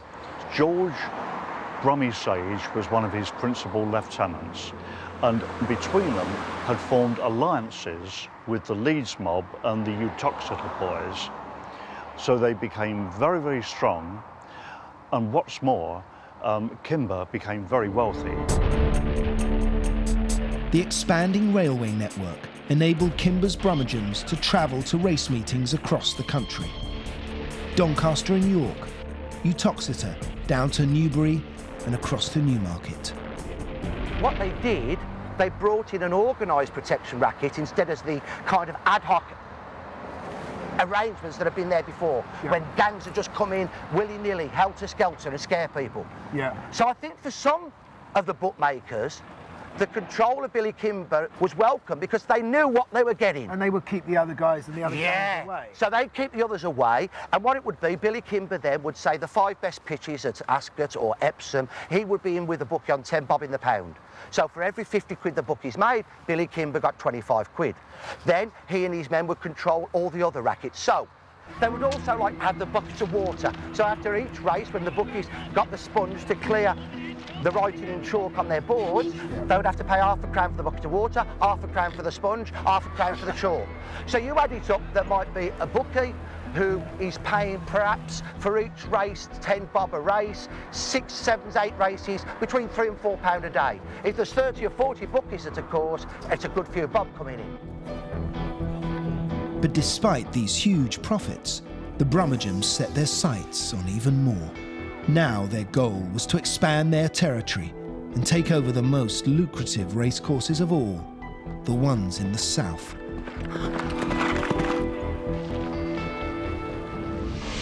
Gang crime in Birmingham has changed since the 1920s and 30s. Instead of running a money-making enterprise across the country, like the Brummagems, now gangs battle over respect and territory. One of the oldest and bloodiest feuds in recent years has been between 2 black gangs. The Johnson Crew, named after a cafe in Johnson Street, and the Burger Bar Boys. Its juvenile name taken from the fast food outlets in the Lascelles district, Master Gang's Menace.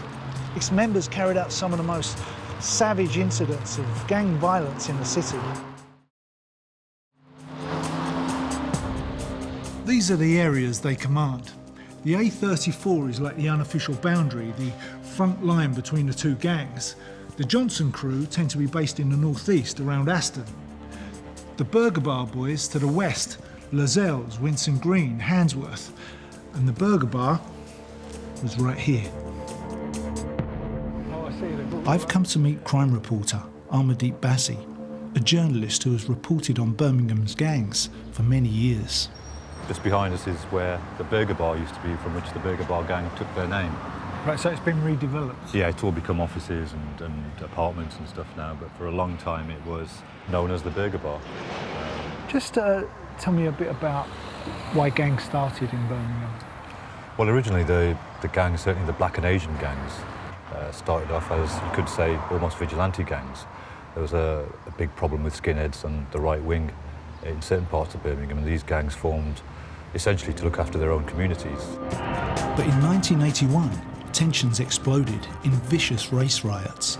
Heavy-handed policing only inflamed the aggression on the streets as groups of young black youths began to take the law into their own hands.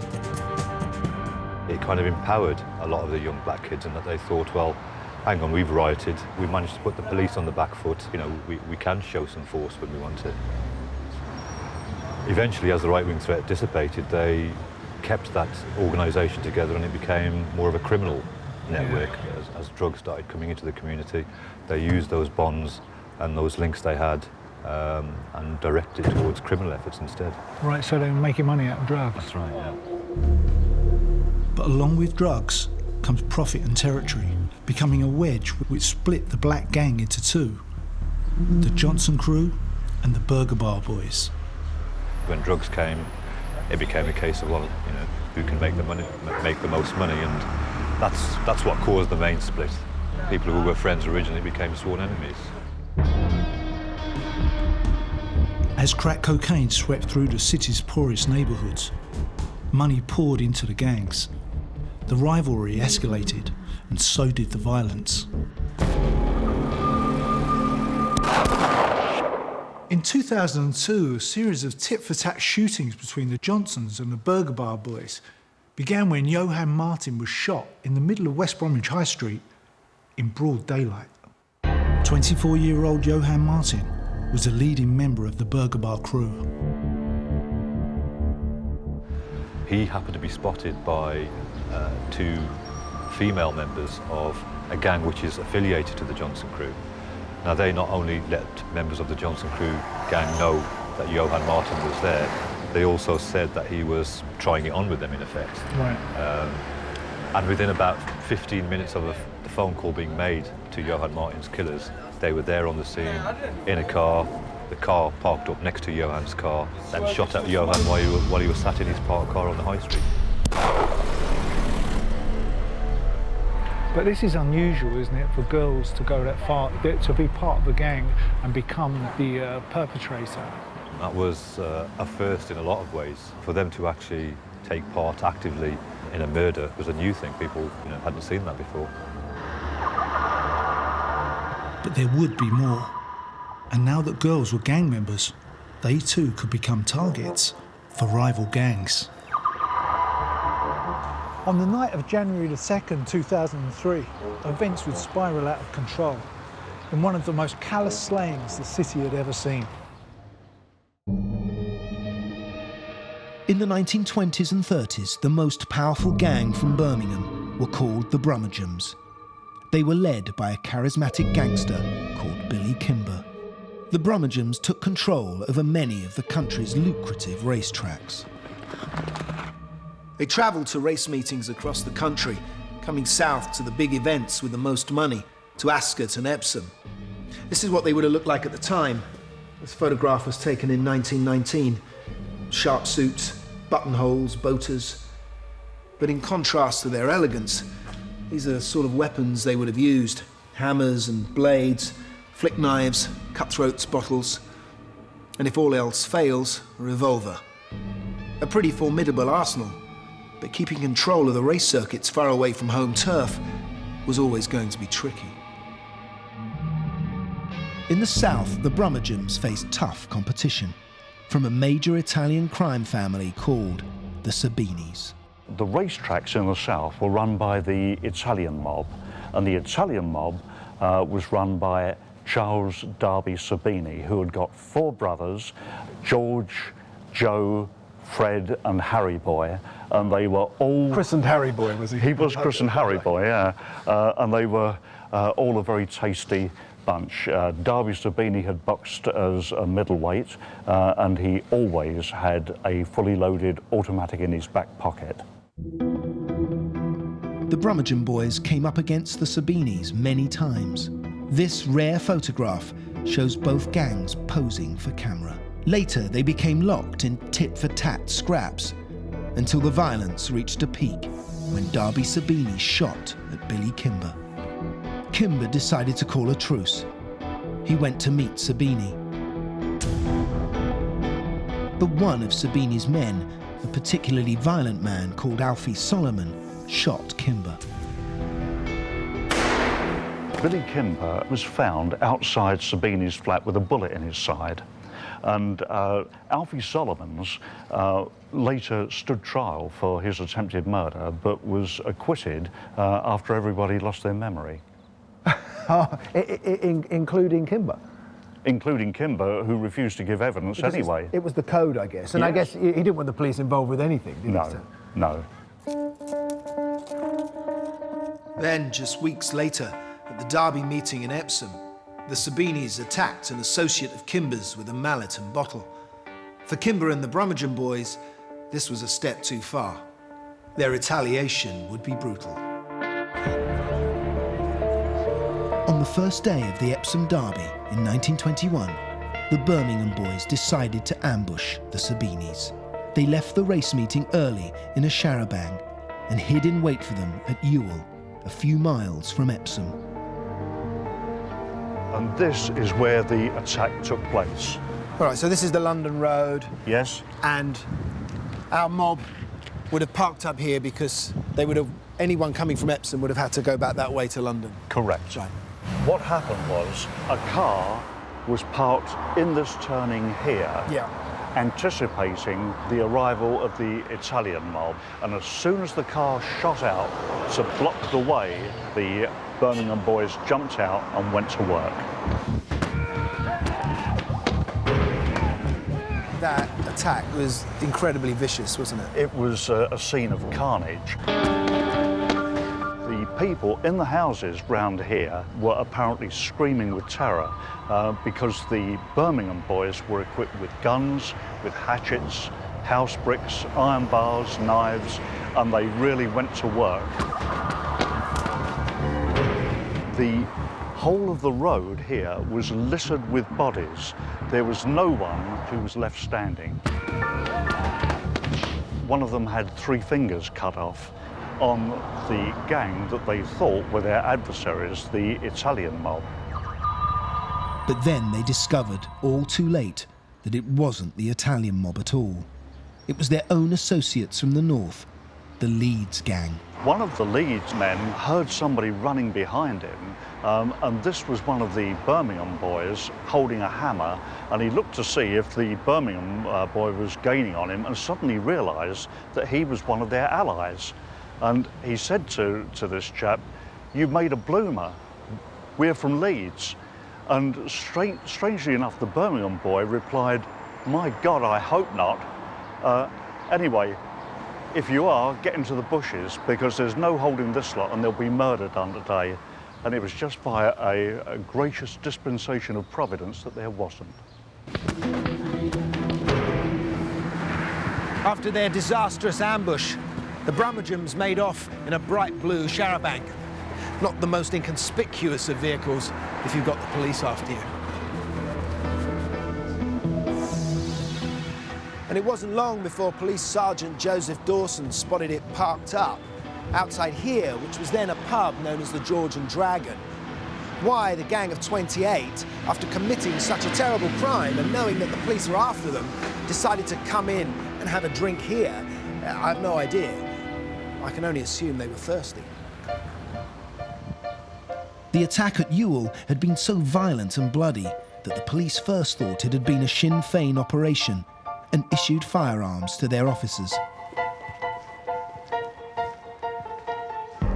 So, following the attack, it was here to the George and Dragon that the Birmingham boys came, and it was in this garden that they sat down to refresh themselves after their exertions. Celebrating? Absolutely. And it was Sergeant Dawson who came walking in here, and upon having heard that they had come from Birmingham and seeing the state of their clothing, which was absolutely splattered with blood, Sergeant Dawson courteously asked the members of the Birmingham boys to consider themselves under arrest. What did they think?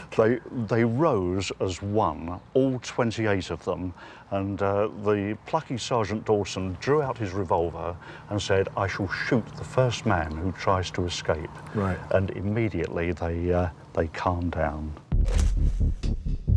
So how long did Dawson hold them before he had reinforcements? I should think it was quite quick, but it must have seemed like an eternity to him. Dawson was able to hold them at gunpoint until the flying squad arrived and arrested them.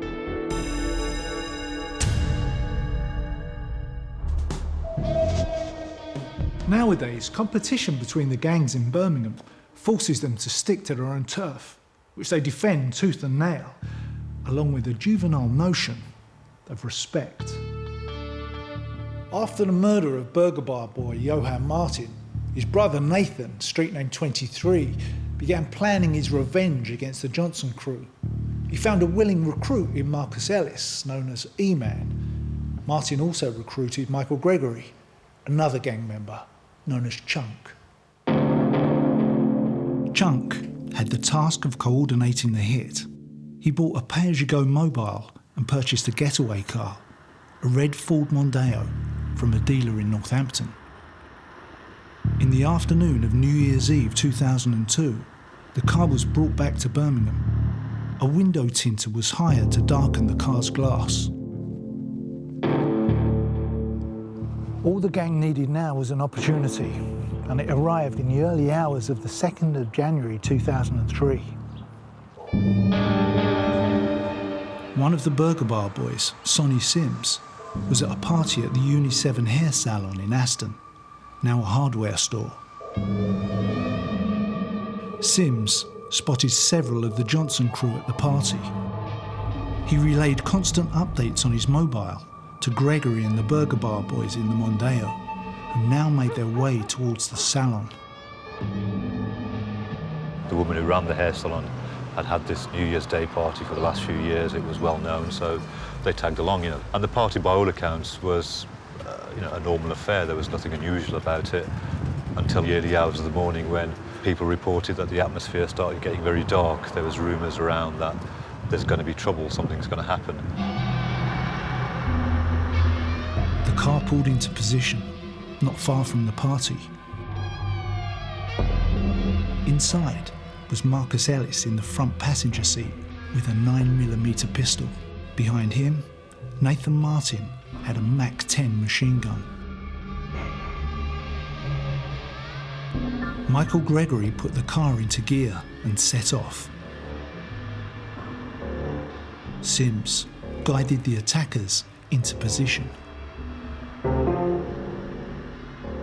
It was about 4 o'clock in the morning. The place was winding up. People were piling out the back and basically just getting some fresh air. So the party spills out onto the street. The red Mondeo comes around the back here and stops just over there by this salon. Nathan Martin pulls out a Mac 10 and opens fire.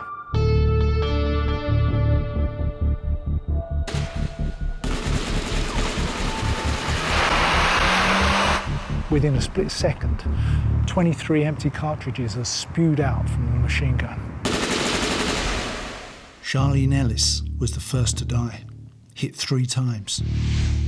Letitia Shakespeare, 4 times.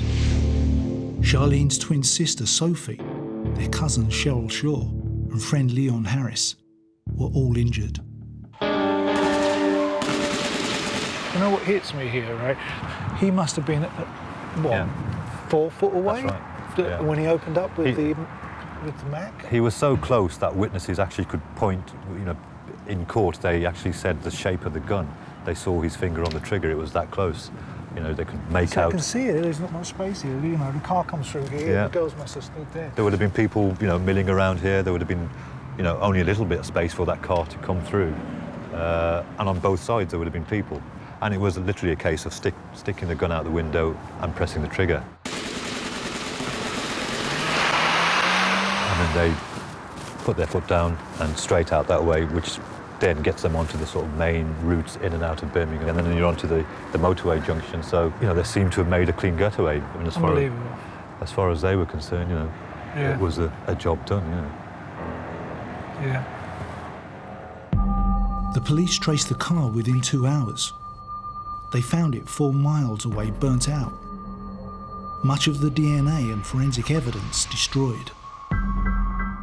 But at the scene of the crime, the police found 37 cartridge cases fired from 3 weapons: the Mac-10, a Spanish Llama pistol, and another weapon never recovered.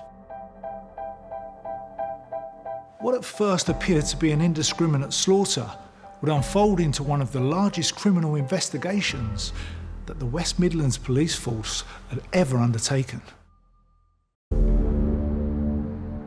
The bodies of 2 young girls lay motionless on the ground. Innocent targets gunned down in the never-ending tit-for-tat war between Birmingham's 2 major gangs. The Burger Bar boys toasted the success of their attack with champagne. To them, it had been a huge success, as it had been carried out on their rival gang's turf. The callous and casual nature of their drive-by shooting, killing Letitia Shakespeare and Charlene Ellis, horrified Birmingham and shocked the nation. I went to see Letitia's mother, Marcia, who had to go and identify her daughter only hours after the shooting. As soon as I went into the room, I could see Letitia, she had a hairpiece on that day. And I could see that was like slinched to one side. I thought, well, this is Letitia. So I came round to have a look, and she was there on the bed, but her eyes were wide open. Really? I've never seen her eyes that wide open. Yeah. And I still couldn't absorb that she was dead. I still thought she was alive. I said, no, she's alive. Her eyes are open. She's got to be alive. And when I was walking around and looking, and when I looked, because her eyes were so open, you could see like where like the blood shot, like the shock initially just killed her. She didn't have time to even close her eyes. That horror stopped with me for about 4 weeks. I kept having nightmares, panic attacks, just couldn't. Thought, nah, that hasn't happened. I didn't really think it happened. You can't believe it. You just can't take it in when something like that happens, can you? No, I couldn't. It appeared that the 2 girls had become accidental victims because the gun used in the attack was notoriously inaccurate. Very rare to have been found on the street. It's a, you know, a military issue machine gun, fires off more than 200 rounds a minute. It's known on the streets actually as the spray and pray because it's so hard to control. I mean, even proper marksmen find it difficult to control a Mac-10. So to imagine that in the hands of a young kid who's probably never fired a gun before, it would have been all over the place. Although the murders of Charlene Ellis and Letitia Shakespeare had all the appearance of an indiscriminate shooting, the girls were not shot entirely by accident. So they came down here expecting to shoot whoever belonged to the Johnson crew. Exactly, yeah. So were the girls part of that crew? They weren't part of the crew, but it's very difficult for anybody who lives in a particular area not to associate with gang members. Gang members may be people that you went to school with, people that you grew up with, people that you know, you may even like. Doesn't mean you're a part of that gang or condone what they do. Yeah. I know as I was growing up, it was if you walked with a prostitute, you were classed as a prostitute. Right, yeah. If you walked with someone who was stealing, you was classed as a steal. So it's about knowing that if you're going to walk around with that type of person, you're going to have that same label. They probably didn't care if they did shoot women, in that Johan Martin's murder involved women. Essentially, he was set up by women. Yeah. And that even subconsciously kind of changed the rules. It made women fair game. That night, a fundamental shift had taken place in the Birmingham underworld. Women had become legitimate targets in the turf war between the two main gangs. Even though Letitia Shakespeare and Charlene Ellis were innocent, just to be associated with a gang was enough to make them a target. The submachine gun the killers used in the attack, they now called a unisex weapon. Young women seem to be key roles in violent crime. A lot of them are being used to carry weapons, bullets. A lot of gang members are using them as debts for other gangs, drugs, rape. A lot of women are being involved. The murder of the innocent girl shocked everyone. Witnesses could point the finger of guilt, but no one would talk. It didn't take too long to identify the culprits. Yeah. They must have had an idea who was They would have had a very fair idea, and the word on the street, it was such a outrageous murder, you know, of girls, innocent girls, that people who wouldn't maybe talk to the police, wouldn't go to the police, but would find a channel to let the police know. You know, as a journalist, people were telling me who was there, and within about 48 hours, people like myself had a fair idea who the killers were. But of course, the problem for the police was, well, how do we prove it? Where's the evidence? The inquiry into the New Year's Day party shootings would be one of the biggest the West Midlands police ever launched. They had to penetrate a wall of silence. Witnesses were just too scared to come forward. It would take some extraordinary courage from some extraordinary individuals to bring it down.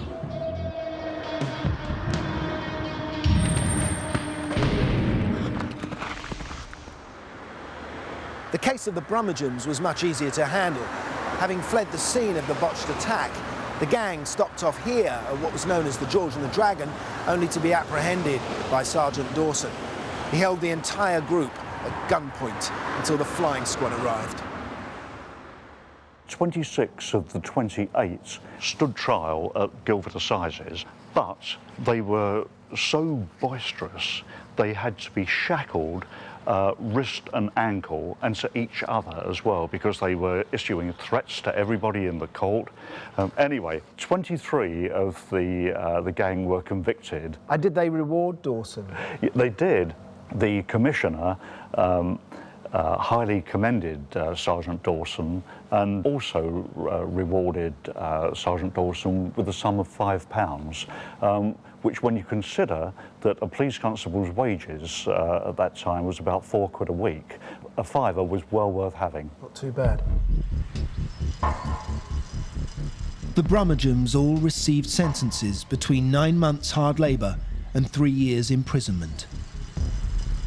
But they would soon be back to their old tricks, and racetrack violence would reach such a pitch that the authorities had no choice but to drive the gangs out of horse racing for good.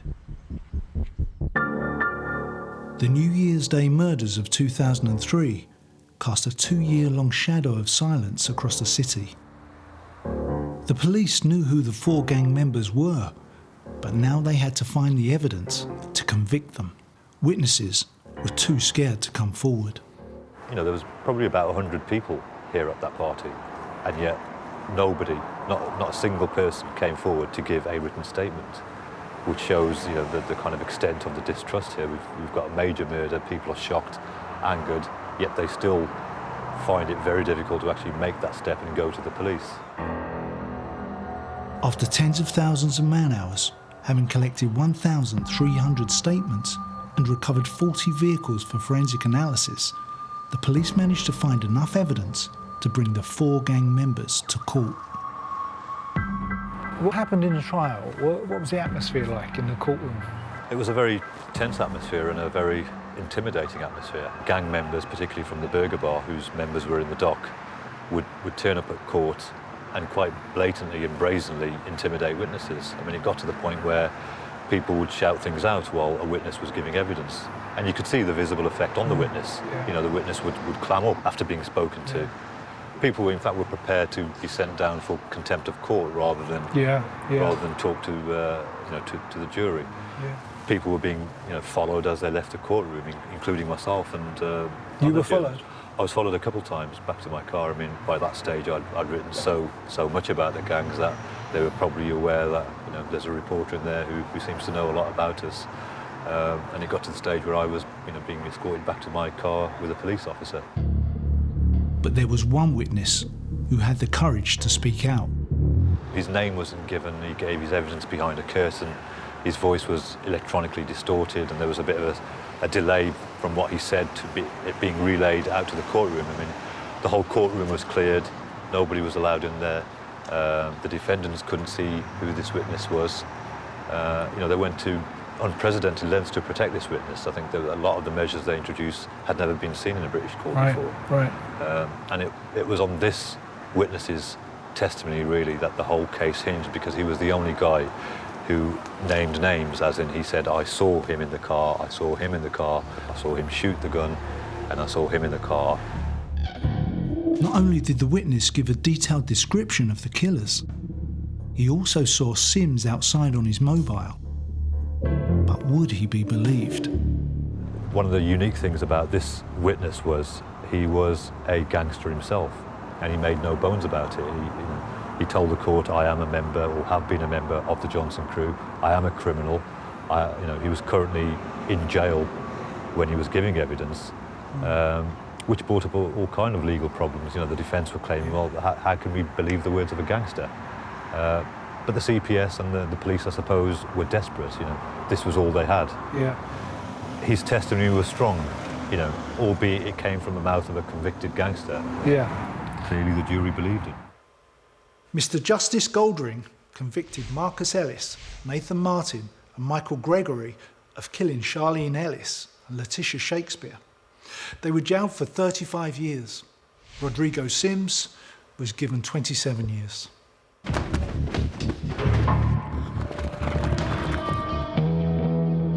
While the Brummagem were away in jail, the Sabinis stayed in control and had many violent fights with other London gangs.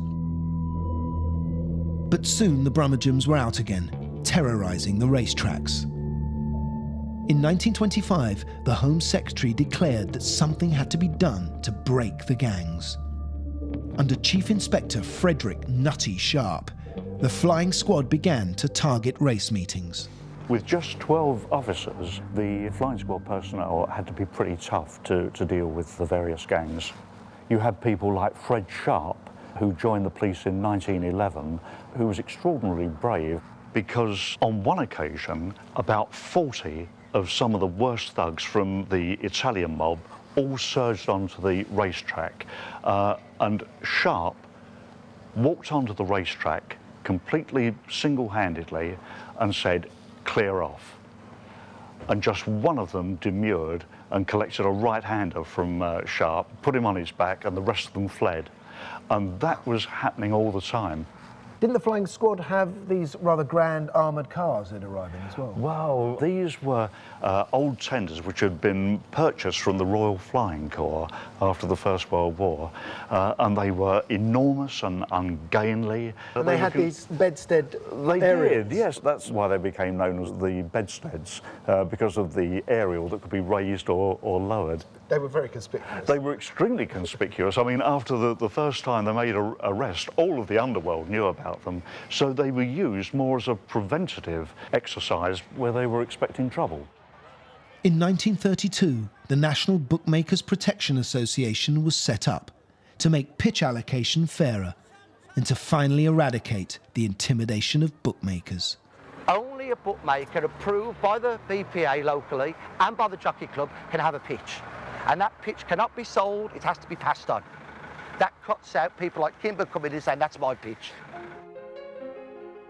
The Brummagem were once the greatest gang of their era.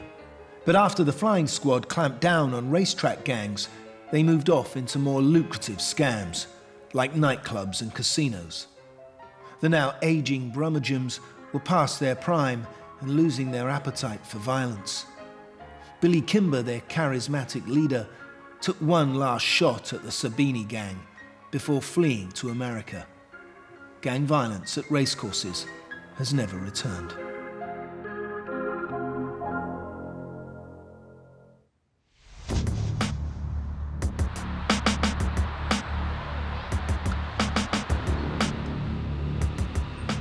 In Birmingham, 70 years later, the murder of Charlene Ellis and Letitia Shakespeare was so shocking it created a standoff between the city's gangs.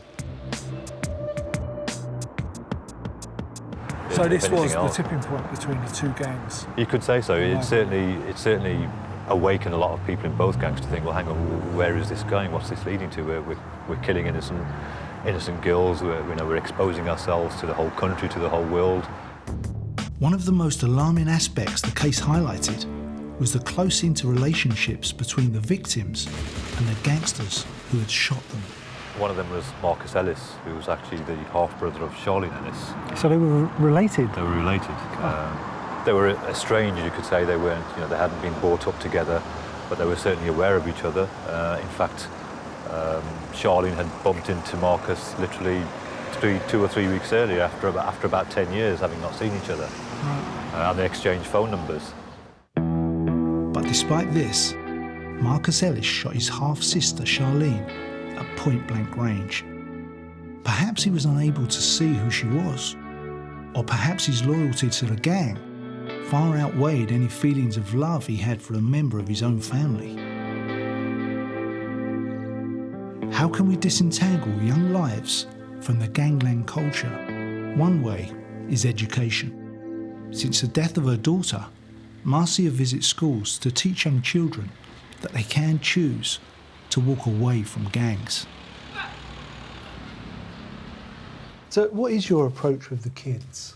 Well, my approach to the kids is basically, I'm here to give you as much information around violent crime. So once I've given you the information, it's down to you as an individual to make the right choice because you've got the information. Okay, we might have all went to the same school, but that doesn't mean that, oh, let's all go out and get a Mac-10 machine gun and start going shooting who we want to. So it's about moving yourself away and, making the right choices in where you actually go. Yeah. So what I do is basically have an education strategy in place to help young women to exit out of gangs, because a lot of people get caught up in the crossfire because it's the mums, the dads or brothers who are in there. Once you're in, it's difficult to get out. Very hard, because... For the boys and the girls. Both. Yeah. It's like, the thing what's hard is that there's consequences. Once you've joined, obviously you've seen a lot of things. Of course. Which can make a lot of people be put behind bars. Yeah, so knowing that you can't just walk away and say, okay, I'm going to live a normal life, you're a threat to them. A lot of people who I know have been injured in actually trying to exit out of gangs. And if you look behind us, this is a presentation what we did today. This is what the pupils have absorbed, because this is how they've responded in what they've heard just from today. So they're very passionate. So the message is being put out there. You hit the kids quite hard, don't you? You've got to. It's not a soft message you're putting over here. No, it isn't, because it's not a soft society what we're living in. What age are the kids? The kids today was between year 7, 8 and 10. But we've gone as low as year 6, which is primary school. This is secondary. So is the future good? The future's better. With the right support and the right things in place, you can clamp down some of it. You can't do the whole lot, but some of it.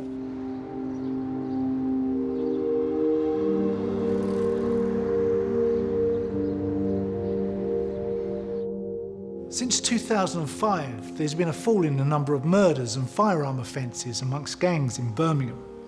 The deaths of Charlene Ellis and Letitia Shakespeare brought it home to everyone in Britain the problems caused by gang feuds and the danger they pose when this level of violence spills out into everyday life.